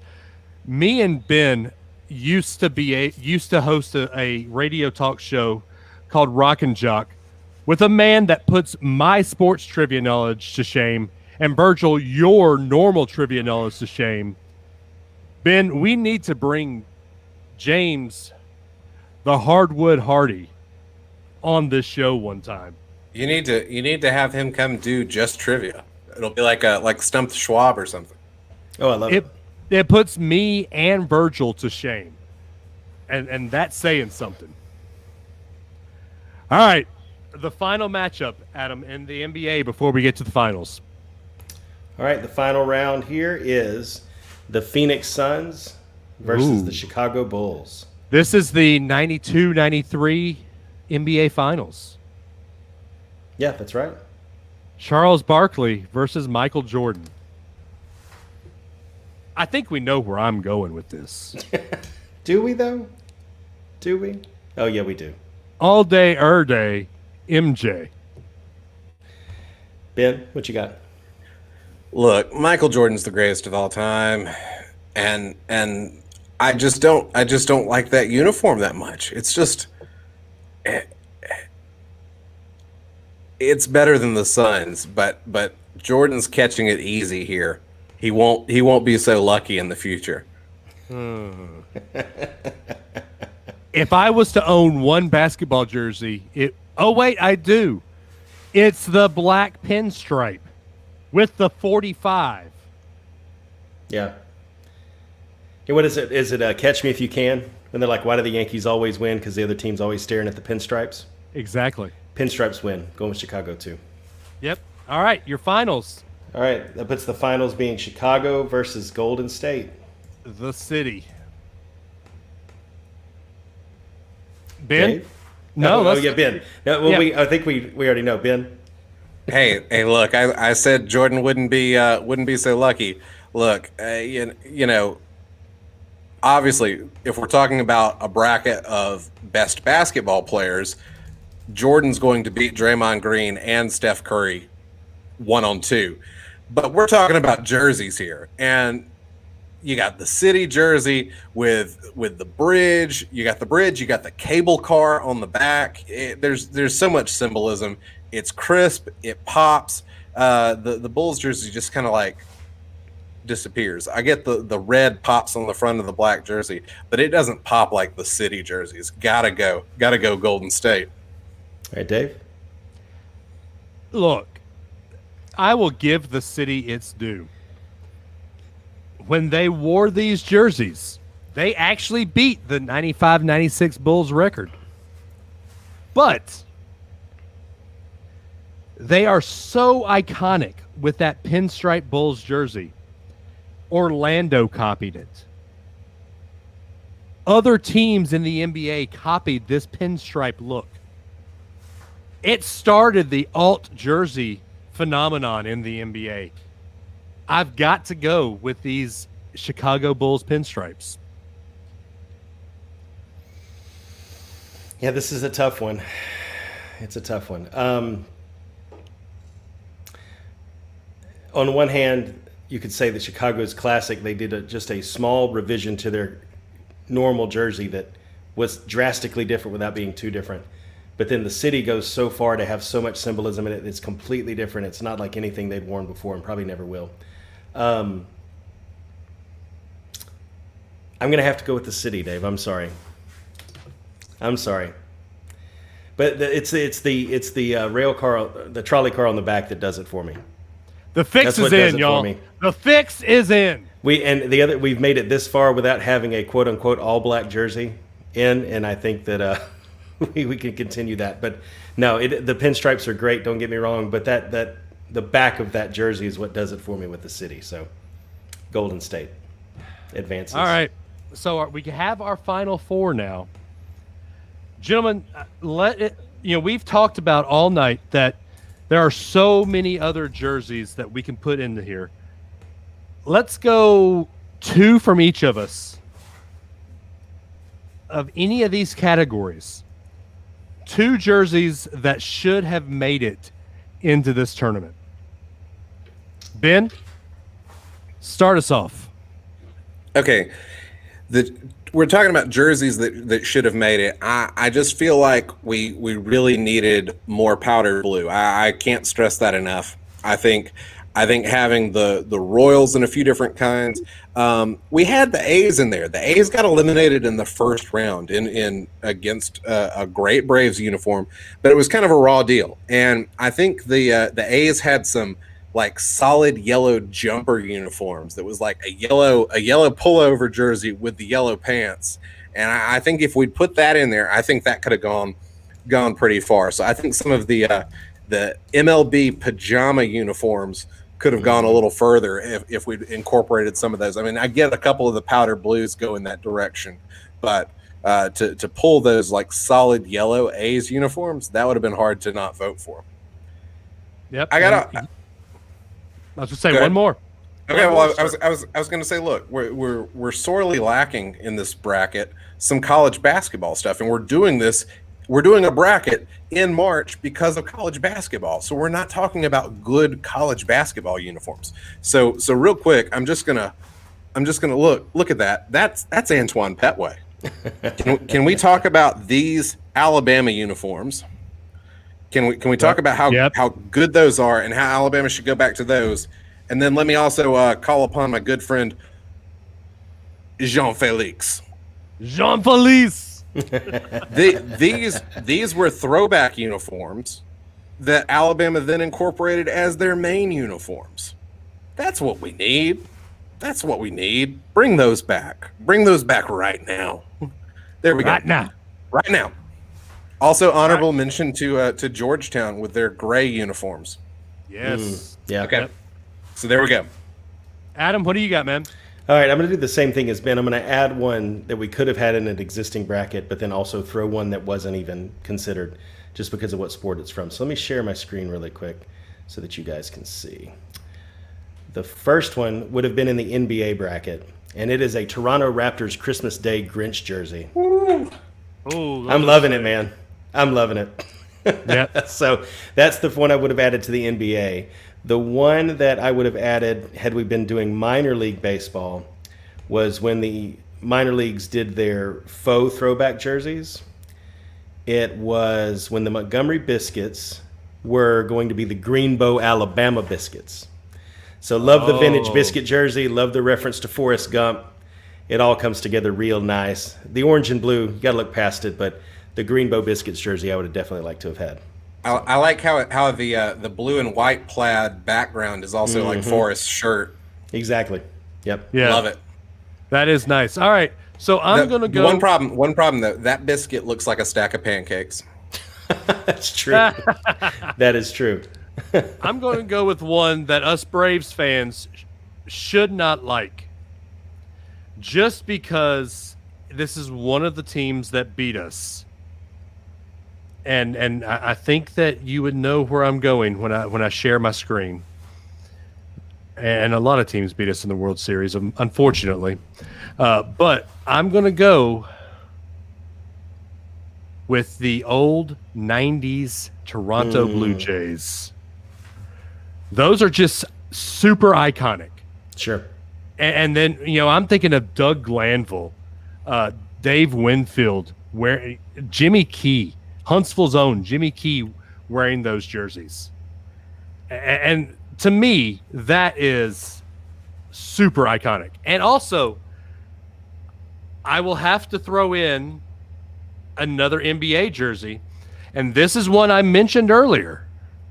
And I'm pulling it up right now. Michael Jordan, Washington Wizards. Yeah, no. Hold up, I'm pulling it up. Michael Jordan, Birmingham Barons. No? No, why not? But while Dave's pulling that up, I also just want to point out I do love the letters and numbers on the Toronto jerseys, but what I really love is when Alabama has used that lettering and numbering, that font for Alabama baseball jerseys. It doesn't get much better than that. Yeah, I can agree. I'm trying to find the jersey right now, and my internet is running slow. Bear with me momentarily. Come on, internet. I believe in you, Dave. You can do this. I know. All right, here we go. They brought it back last year before the pandemic. But the Shaquille O'Neal, Penny Hardaway, Orlando Magic black pinstripe that they brought back a couple years ago are just super iconic. Oh, sure. And if we had a play-in game, that was my last man out. Okay. For the NBA. That's got the Disney logo on it, so that's the more recent incarnation. If you can go back to the version they had in the 90s, that's a pretty sharp looking uniform. But the font and everything on the new modern take on that is just too clean. It doesn't work. So you want the star instead of an A, and you got to go back to that old Orlando Magic logo from the 90s. That looks like a knockoff because it was a knockoff. I know, but it's a modern looking overly clean font, and it just looks trashy. It looks like somebody other than the team made it. Disney made it. They wished upon a star. All right, Adam. Yeah. What is our final four? All right, I'm going to share the bracket while I get the other ready. Let me zoom out. This thing is doing funky stuff. All right. Here we go. So your final four are the Braves versus the Duck Look from Oregon, and then New England versus Golden State. So I have a question for you guys. I know the Braves made it. We talked, alternate jerseys. What about the cream Braves jersey? You guys a fan of that one? That off-white with the crossed tomahawks on the sleeve? Well, I'm not a fan at all because it has Braves without the tomahawk under it. Okay. Dave, what shirt are you wearing? But they didn't bring in the tomahawk then. There was no tomahawk in the logo in the 70s. Yeah, but there was in the 50s and 60s. Well, that's when they were in Milwaukee, yes. I'm not a fan of the cream. Even though I have a jersey, let's go back to the original subject. even though I do have a cream jersey, I'm not a fan of the cream. How about all navy blue? Love it. The new incarnation, I do too. Love it. Yeah, the cream jerseys just look like you have washed a dirty uniform. Yeah. Why would you go with cream when you could go with like a crisp white? And I got to say the Braves navy alternate from this past season is much better than the navy alternate they had a few years ago because they're actually using red lettering on a navy jersey instead of navy lettering on a navy jersey. Absolutely. It pops. It doesn't disappear. Yep. Disappear. All right. So Major League Baseball versus NCAA, the Braves versus Oregon Duck Look. What you got, guys? Ben, kick us off. Because I don't want to choose. Please, exactly. You're the guest. Do something. Well, yeah, look, I got to be honest. This Braves jersey, its own Hank Aaron, it doesn't get much better than that. But the way it could get better would be if the lettering had a little bit more red and a little less white. It would pop a little bit more, and I think there's room to improve it. And I think in other iterations in the 70s, they probably did. But I got to say, with Oregon, it's a gimmick, and the gimmick can only get you so far. And it'll get you out of NCAA football, but it won't get you past iconic. And that's what the Braves have got right there. We got to put the Braves in the final. Dave? I'm wearing the jersey. If I vote for the Braves, people will claim that I am one-sided and I am partisan and I play favorites. You know what? Who cares? The Braves, like Ben said, this jersey is iconic. Gimmicks will only get you so far. Yeah. Anybody in wrestling will tell you a gimmicked match can fail. Look at the exploding barbed wire death match that just happened on Sunday. I was just thinking about that. I love that to emphasize the point that gimmicks are bad. Dave used professional wrestling as the positive. I know. I'm saying it failed. I'm saying it didn't work. It didn't punch. It didn't drive home what it needed to drive home. When the icons stand the test of time, the Braves and Hank Aaron beat Oregon. This is what I love about our show. You found a way to tie sports jerseys with exploding barbed wire, Dave. I mean, two things that should never be in the same sentence, and you connected them perfectly. I love it. Well, you connected them well. Perfectly. So for me, would Oregon ever go back to this jersey and call it, you remember that one time we wore that jersey? Let's throw back to it again. Probably not. But there's still merchandise, there's still throwbacks that incorporate elements of this Braves jersey to this day. And you add the historical significance with Hank Aaron and everything like that, sure. But this is still merchandise and still used in the Braves pantheon of things you can wear or buy or see on the field all these years later. So I'm going to go with Braves on this one as well. Surprise, surprise, right? Right. All right, so the next final is NFL versus NBA.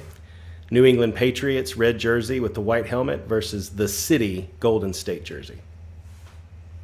I'll start. Normally I am red, white, and blue American as they come. But the City beat the team that should have taken this entire bracket. So I am going to go What is this?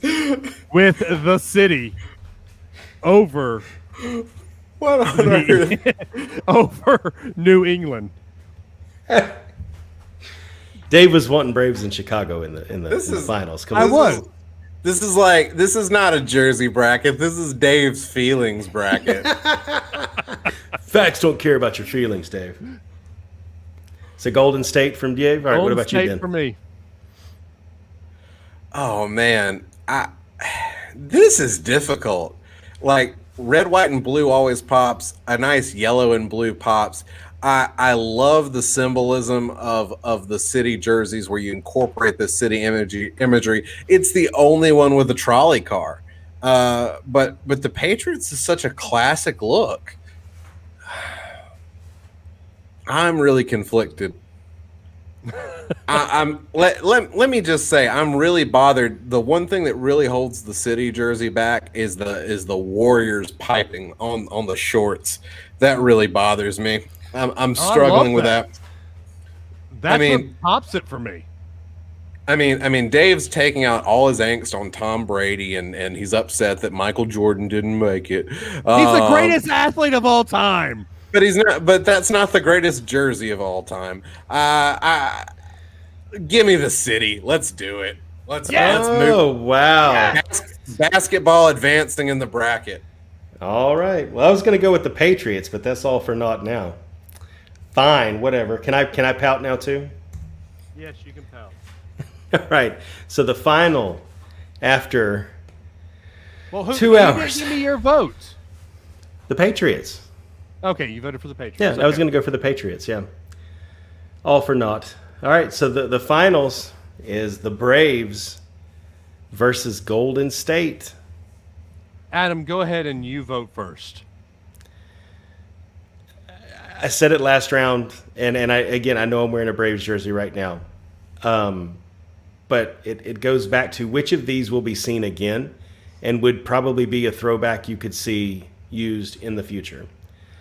I don't know that. I mean, maybe Golden State would go back to it and say, hey, that one season we wore these jerseys, we're going to do it for a week or something, you know. But this is part of the Braves. This alternate jersey became something that we still use and is still around. So I'm going to be a homer, but not for just homer reasons, because of staying power, and go with the Braves jersey.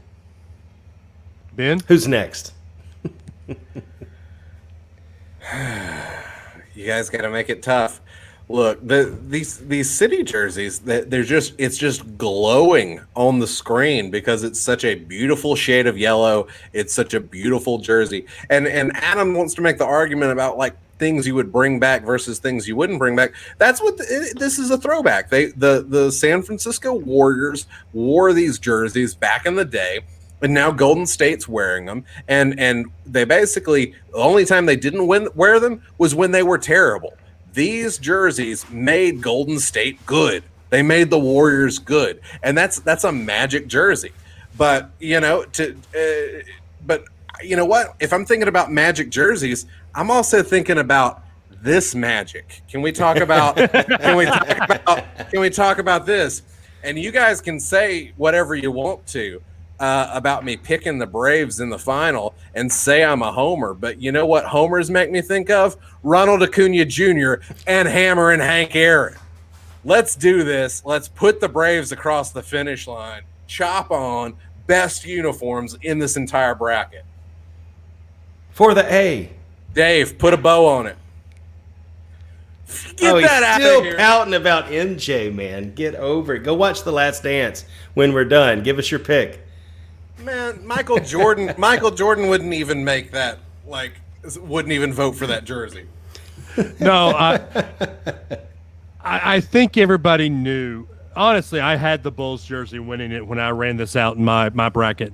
But I think everybody knew that if it came down to putting the Braves jersey in the finals, I'm voting the Braves. Just because that jersey alone is iconic. Mm-hmm. And honestly, any of these jerseys that were in there in the past, can we say, you know what, they're going to wear these again? New England hasn't worn those red jerseys in years. The city, they haven't worn those jerseys since 2015. Oregon has never worn those duck jerseys since 2016. And never will again, probably. And never will again. But the Braves wear these 74 jerseys every year. If we're going iconic, that jersey is iconic. Jeffrey Martin is trying to say, see, rigged. Rigged from the beginning. Can we order a recount? Absentee ballots? Anything. Jeffrey Martin, who would you have picked? Your powder blue jersey's lost in the first round. Come on. So hang on. Jeffrey, there's no recounts in Georgia. No. Yeah, that's outside of our dominion. So, hey, Yeah. Jeff, wasn't Jeffrey the one Hennessy saying Williams last said- week was rigged?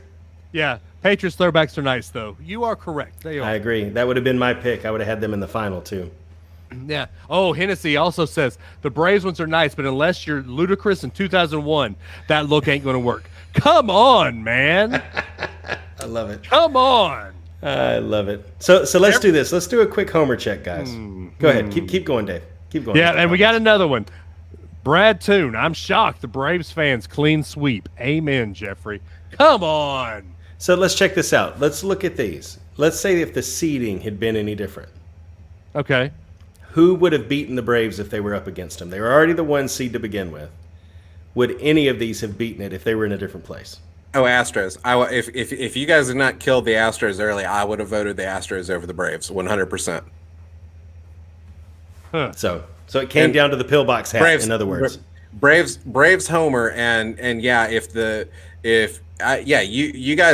we all voted the Braves past the Pirates. So if the Pirates had met the Braves earlier and the Pirates hadn't eliminated the Astros, I would have put the Astros past the Braves. So if the Astros had beat the Pirates, you would have voted the Astros over the Braves. That is 100% truthful. What I was planning to do, as much as I love the Braves, I would have voted the Astros jersey over the Braves. Okay. And I would have accepted the consequences of that. To be honest, I actually back home at my parents' house, probably from my high school days, I do have a Braves and an Astros throwback hanging side by side, back there somewhere at my parents' house. So let's scroll down to the college football bracket there, Adam. If any of these college football jerseys hadn't made it, would any of these have beaten the Braves? I could have had the Army one going all the way, to be honest. Okay. If that one hadn't, if it wasn't for the yoke, I might have been able to see that one through. But that would have been the only one. I don't think any of these have the same. All right. Anybody over on the NFL side? No. Tampa Bay possibly, but probably not. And I think we all know, I say the Bulls would have won. Yeah, no, I don't think any of those. Okay. So there you go. So it was destiny. I mean, I really think the Astros probably would have been the only thing I would have voted past the Braves, and I thought it was going to happen. And Hennessy says his favorite jersey of all time is the black 99 Timberwolves alternate. Now I've got to Google that one and see. Hold up. 1999. You got it, Adam? I'm working on it, yeah. Okay.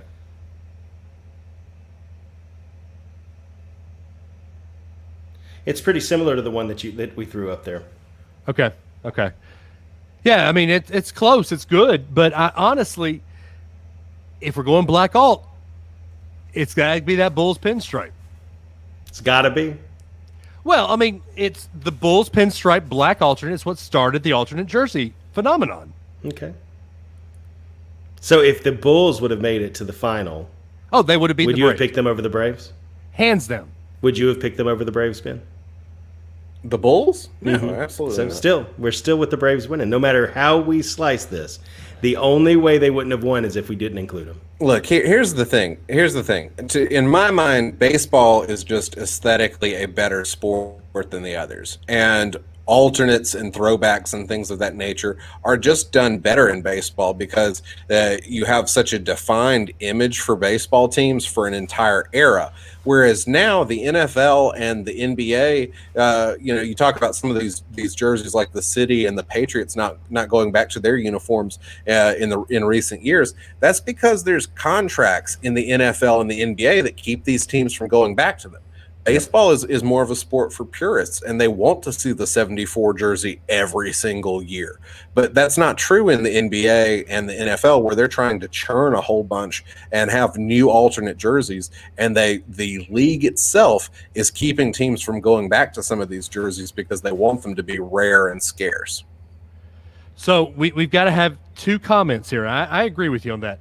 Hennessy Williams says, I played Navy in college, and that was the most boring football game he's ever played in his life. Those jerseys lose points just because of that playbook. Amen to that. Yeah. Come on, man. Let the bone roll. That flex bone is one of the coolest offenses to watch on TV. In the 20s. I might be saying that just because I'm an Alabama football fan and Bear Bryant with the wishbone. He also agrees with me. The Bulls pinstripe was the best in the 90s. Just saying. So Hennessy then, hang on. All right, let's make sure this is up there then. So if you're picking between these two, where were the Bulls? Where did they fall out? They fell out in here. The finals. Yeah, all right, Hennessy. In the finals. Would you say Bulls pinstripe or Golden State the City jersey? Which one would you pick there? Let's make Dave feel better potentially. Yeah, we'll sit here. All right, and also while we're waiting for his answer, your dad says, "What about Major League Baseball wearing shorts?" What about Major League Baseball wearing shorts? The White Sox did that for a minute. Yeah, the White Sox did, and they should never do it again. No. It's not intramural softball, for Pete's sake. Agreed. Hey, I gotta apologize. In some of the baseball talk, and we were talking about other things we'd like to see. I completely failed to bring up the Milwaukee Brewers.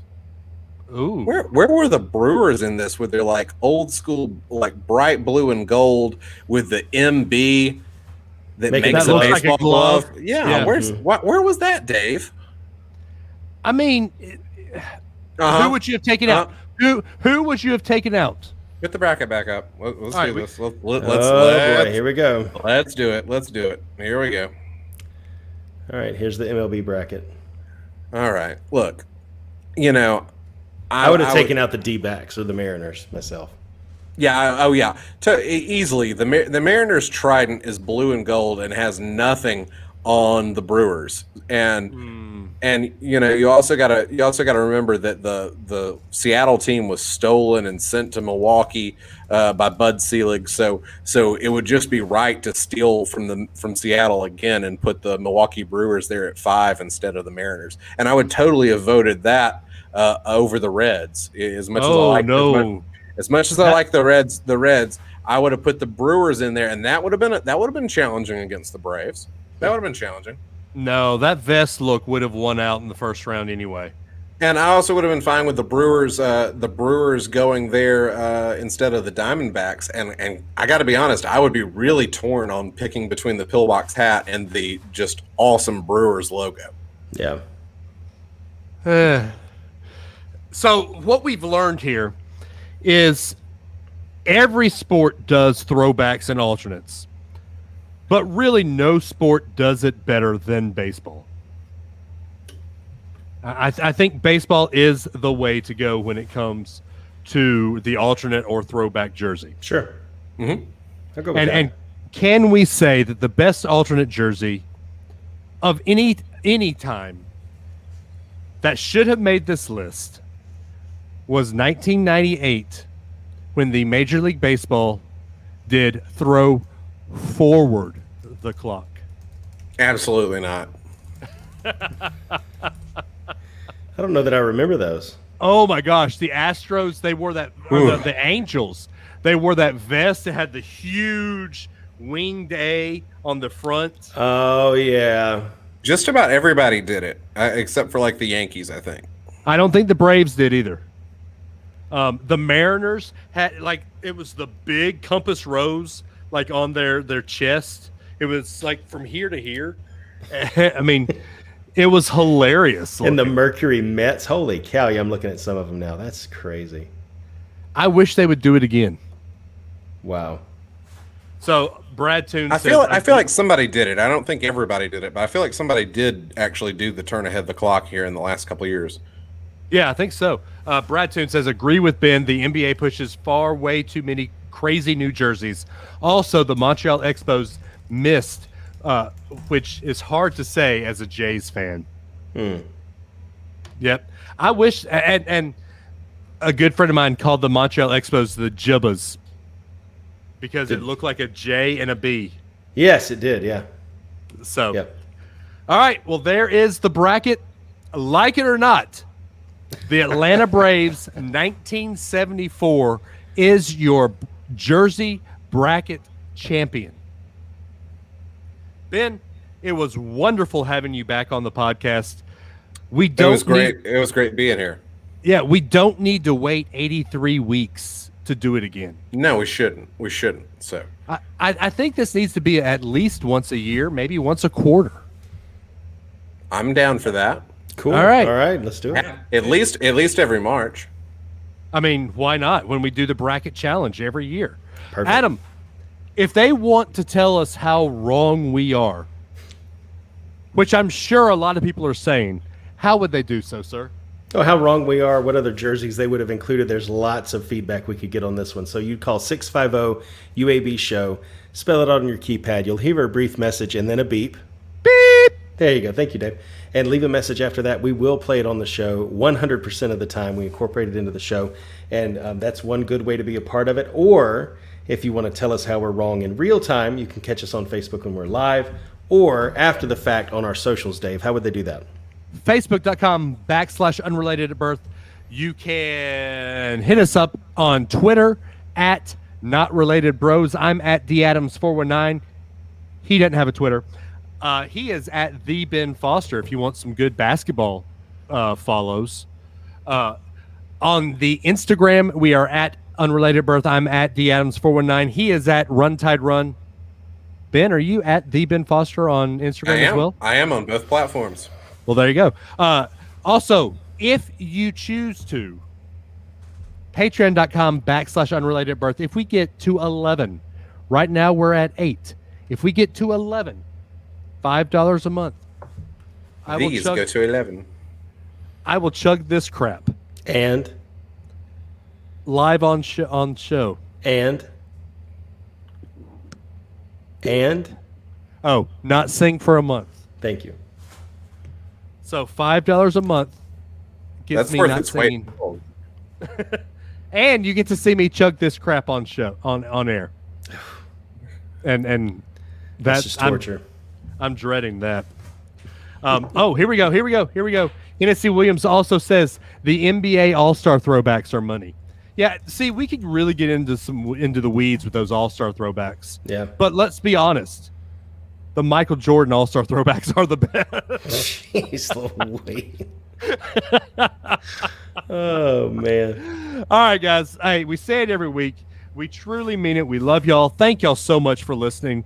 Adam, take them home. Yeah, thanks again, everybody, for giving us a little bit more time out of your week. Remember, we love you, but not as much as Jesus does. Be safe out there. Be kind to one another, and we will catch you again next week. And we're out. That we are.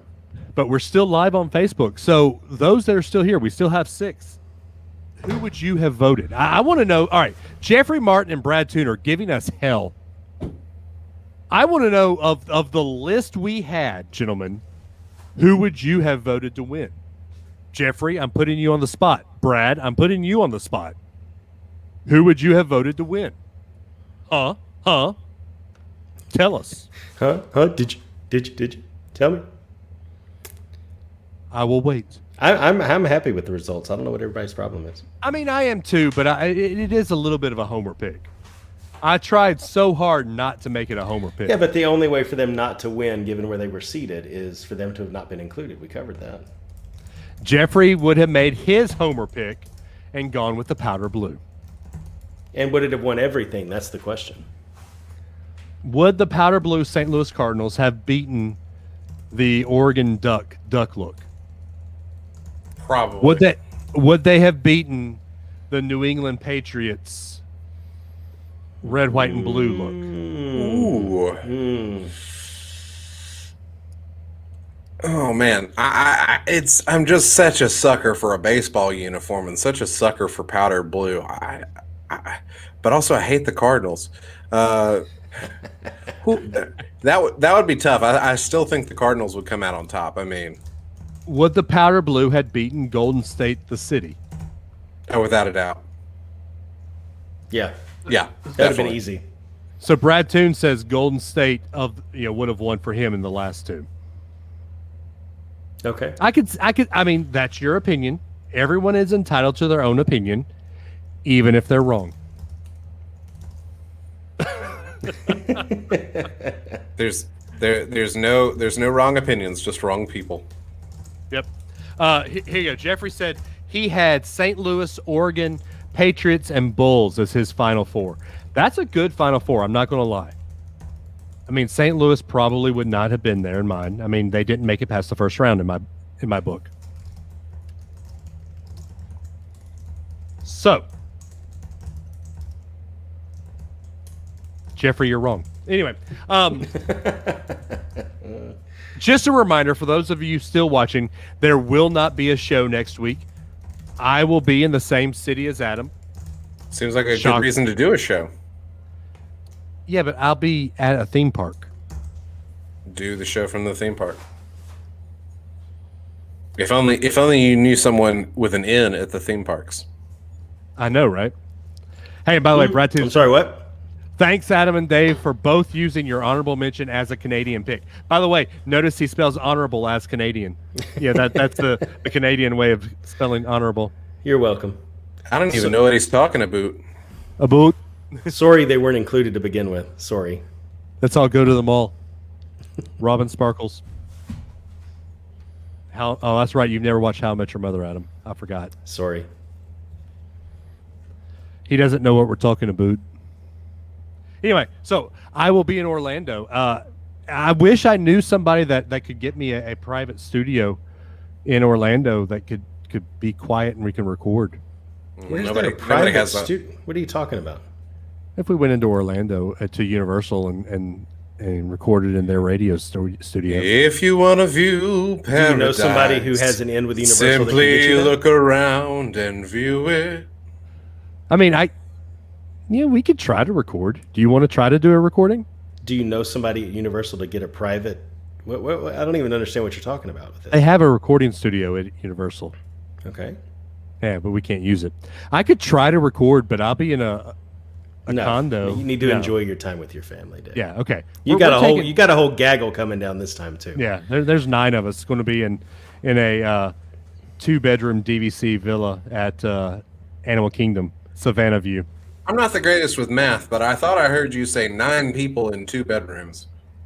It's really 3 bedrooms. So there's a king bed, a fold-out queen couch, and a bedroom that has 2 queen beds. The math still doesn't work. Carry the one. My 4 are, it's me and Amanda in the king bed, and I know our girls will sleep in the bed with us. Carrie's going to sleep on the fold-out bed, and Eric and his wife and his 2 kids are sleeping in the 2 bedroom, or the 2 queen bedroom. It's comfy. It works, and we have a balcony overlooking the savannah. So Carrie said he will probably just pull one of the chairs out into the balcony and sleep on the balcony, where a giraffe can come and lick his ear, wake him up. Like Jurassic Park. Vegisaurus. Welcome to Jurassic Park. Ben, what have you been up to lately, man? I mean, have you been to a lot of the home games? I've made it to every home SEC basketball game. And I made it to half of the home football games. Okay. So Alabama won every game I attended in football and basketball. Really? That has never happened before in my life. That's impressive. So let me get your opinion here. And while I've got both of you on here, we'll have a mini sideline warning. You ready? Oh boy, here we go. Adam, you're muted. And I think I know your opinion of this, Adam, but I don't know your opinion, Ben. College football, Bryant-Denny Stadium, will be back to capacity in September. Thoughts?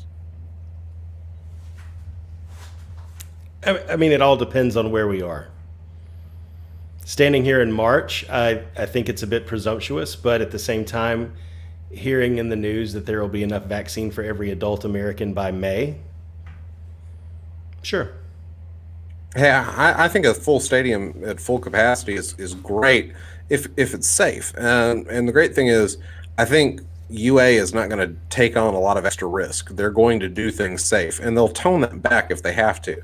I think we've got to figure out whether or not these vaccines actually last more than 2.5 months. There's conflicting data on how long they last and how long they're effective. And then I think we've also got to figure out what's up with the variants. There's questions about whether the vaccines work with the variants. And there also, between now and the start of college football season, there is time for a new variant to develop. I don't want to think about that. I wouldn't. I don't want to think about it either. But it's the uncertain things. You can't put a probability on these things, but you can think of what the outcome would be if they happened, and that's the stuff you have to keep in mind. And it's uncomfortable to talk about, I guess, to an extent. Well, but the problem you're going to have with Alabama is based off of a lot of surveys that are being done. Even if the vaccine is effective for a year, and it's effective against the variants for a year, the demographics and how those certain demographics are reporting in these polls of if they'll even take a vaccine. Because even if it's available for every American, you have 45% of people of a certain race and geographic location are saying they would never get it. And most of those people are who is going to be at Bryant-Denny Stadium on Saturdays. So I think you have to not just look at the situation around the country and what's available, but I think you have to look at what's actually being accepted. Because you could potentially have half the stadium say they would never get it. Well, and it also depends. Are you asking full capacity and asking those people to wear masks while they're shoulder to shoulder with people? Or is that something you need or are asking people to do? I don't know. Yeah. Is that something that everybody would want? Is the other thing too. Yeah, I think a lot of people wouldn't comply with it. Right. Keep in mind, the first game will be at Bryant-Denny Stadium against Texas, I believe, or are we USC at Dallas? I think it's USC this year. USC's this year. Yeah. No, that was supposed to be last year. I believe, wasn't it? Maybe 2022 is the 2021 schedule opens against Miami and Atlanta. Okay. Then Mercer and Tuscaloosa. Okay. So that second game in September in Bryant-Denny Stadium, it'll probably be an 11 o'clock kick. You're looking 150 degrees in the sun. Yep. Oh, nobody wants to watch that Mercer game. That had better be a 6 p.m. game. Nobody wants to watch us like murder Mercer. Right. Jeffrey Martin says if they're not getting the vaccine, they're not wearing a mask. Just saying. Masks don't work. Yeah, for real. I mean, yeah.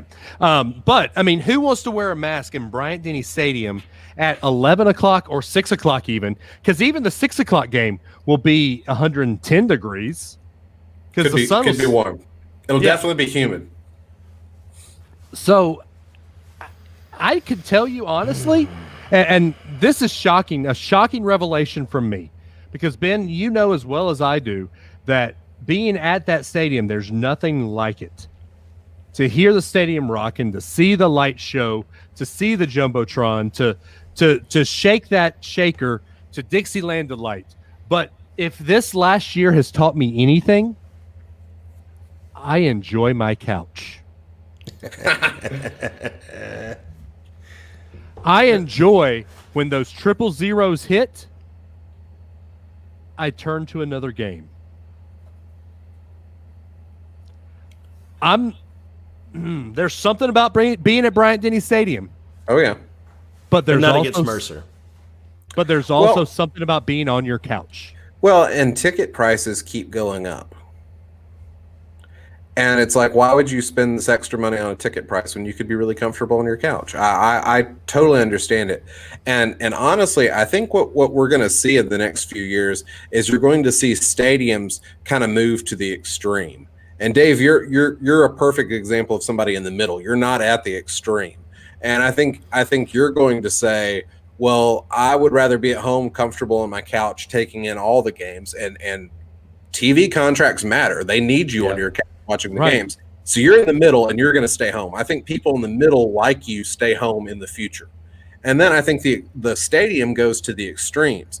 I think you're going to have people that are like super wealthy that want to have super nice air-conditioned boxes. And that's what they're doing at Bryant-Denny. They're putting in more boxes and they're putting in stadium improvements. I think you're going to have a lot more folks gravitating to that and stadiums adopting and adapting to that. And then you're going to have a lot of other people that want really cheap tickets and probably in the future really cheap beer. And they're going to be so you're going to have these two extremes. You're going to have these like well air conditioned nice boxes at one extreme, and then you're going to have these like really cheap tickets, cheap beer situations too. And you're going to have the two competing, and you're going to be in the middle at home on your couch enjoying the game. Yeah. That's where it's going. Yeah. And it's sad because tailgating is a sport. And I think tailgating is the one thing that will suffer when that happens. Mm-hmm. Yeah, because I think you'll have I think you'll see that kind of separation happen with the tailgates too. Yeah. And Jeffrey Martin makes a good point. He said that's why he gave up his Illini season tickets. 4-hour driving total with 3-hour game. Being at the stadium is great, but not that much. Totally agree. Yeah. Well, and how does the whole, we've even gotten used to paying a little bit more to watch a movie instead of going to the theaters. We'll watch it on a streaming service. And I said a long time ago, and they kind of do it now with the national championship game, you have multiple views, multiple ways to watch the game.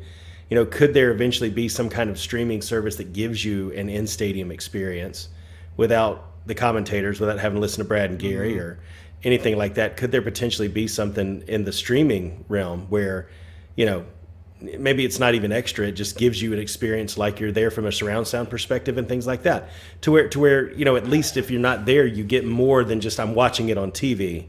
It's more of a feel like you're there. Who knows? I don't think you'll ever get the experience of Bryant-Denny Stadium shaking. Oh, no, you won't ever get that. But I'm talking about, like, instead of I'm watching a side angle view and I've got announcers I don't even want to listen to, right? I mean, how long have we complained about that? That kind of stuff, I think, choosing your audio feed, choosing the view you want, could you have a more customizable experience of how you choose to watch the game? That's more of what I'm talking about. Yeah.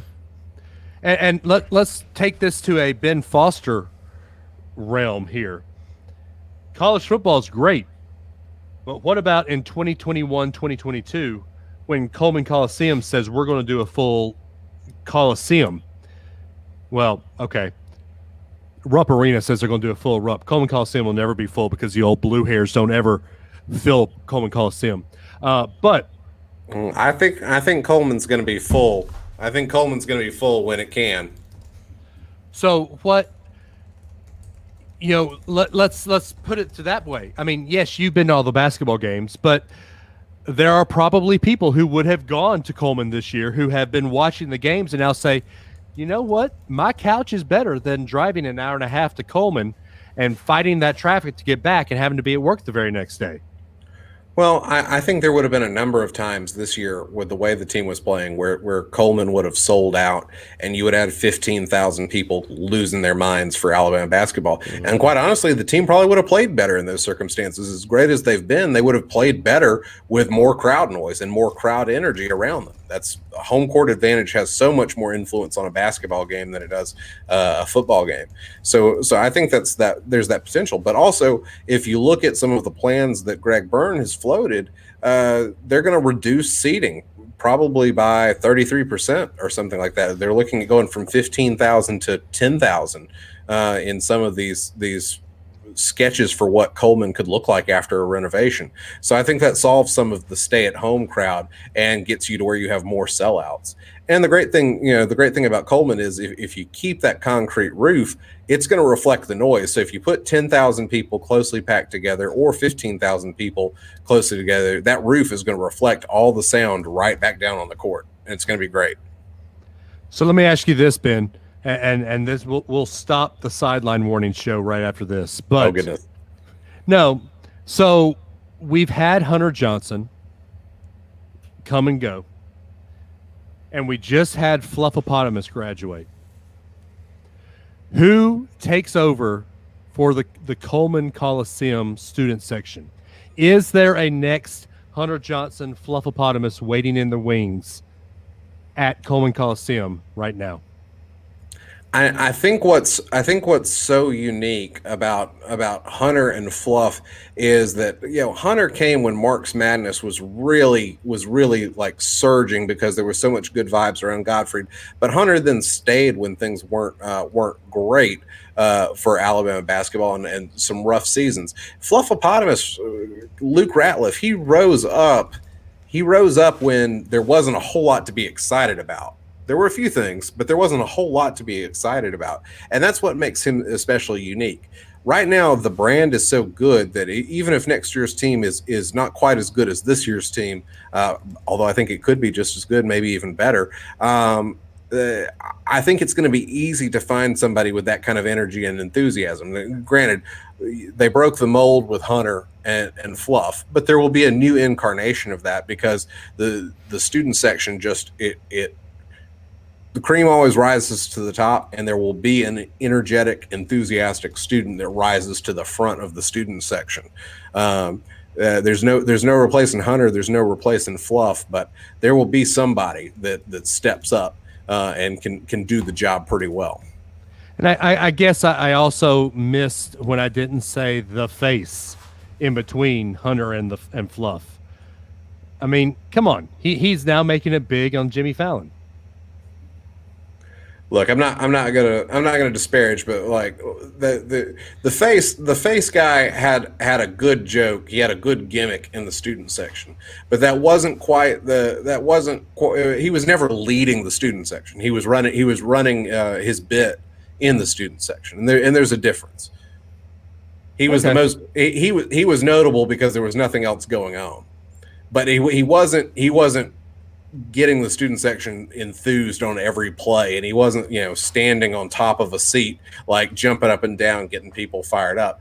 He had his thing with his face, and at the time it was really funny. It was a good bit, but it's not the same as what Hunter and Fluff do. That's true. Dude, is there another place for a Hunter and Fluff? I mean, and I think you answered this, but does the student section need another Fluffopotamus, or can it kind of coast right now until another one rises to the top? Yeah. You always need leaders.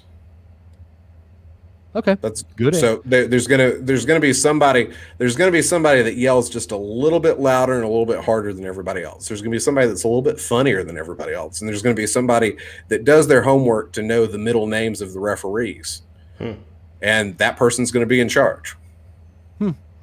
What's Doug Show's middle name? Crappy. Horrible, bad. Okay. Put you on the spot, Ben. Who wins the SEC basketball tournament? Alabama. Okay, put you on the spot. Not a homer pick. Who wins the SEC basketball tournament? It would be pretty. It'd be pretty painful, but I could see a scenario where Kentucky just suddenly gets inspired. That would just be the Calipari witchcraft to have Kentucky get on a roll. But that would be really unfortunate for Alabama. If you're not picking Alabama in the SEC tournament, the obvious pick is Arkansas. That's the pick you could go with. Outside of Alabama, it's really Alabama and Arkansas, and then everybody else. So beyond that, you're trying to think about who it could be. LSU's a good offensive team, and they're just terrible on defense. So is there a scenario where you're playing in a tournament and guys have played 2 or 3 days in a row and they've got tired legs, so maybe they're slow a step on defense, and LSU stays hot offensively and they catch a team on an off day defensively? LSU could probably from have an outside chance, but I mean this tournament this year, it's really about Alabama and Arkansas, and then everybody else. Gun to your head, does Alabama make it past the Sweet 16 this year in the NCAA tournament? Yeah, sure. Why not? You're so full of crap. All right, so look, I do think Alabama can hang with just about anybody if they're playing their absolute best basketball. But they played their absolute best basketball in January, and we are they going to get back to that in March? Is the real question here? Is that going to be multiple guys hot at the same time, so you can't just focus your attention on shutting one guy down? If you have to shut down 2 or 3 guys when you're trying to defend Alabama, you're in a lot of trouble. So if Alabama can get multiple guys hot at the same time, they'll get beyond the Sweet 16. If they don't, Sweet 16 I think is kind of the ceiling.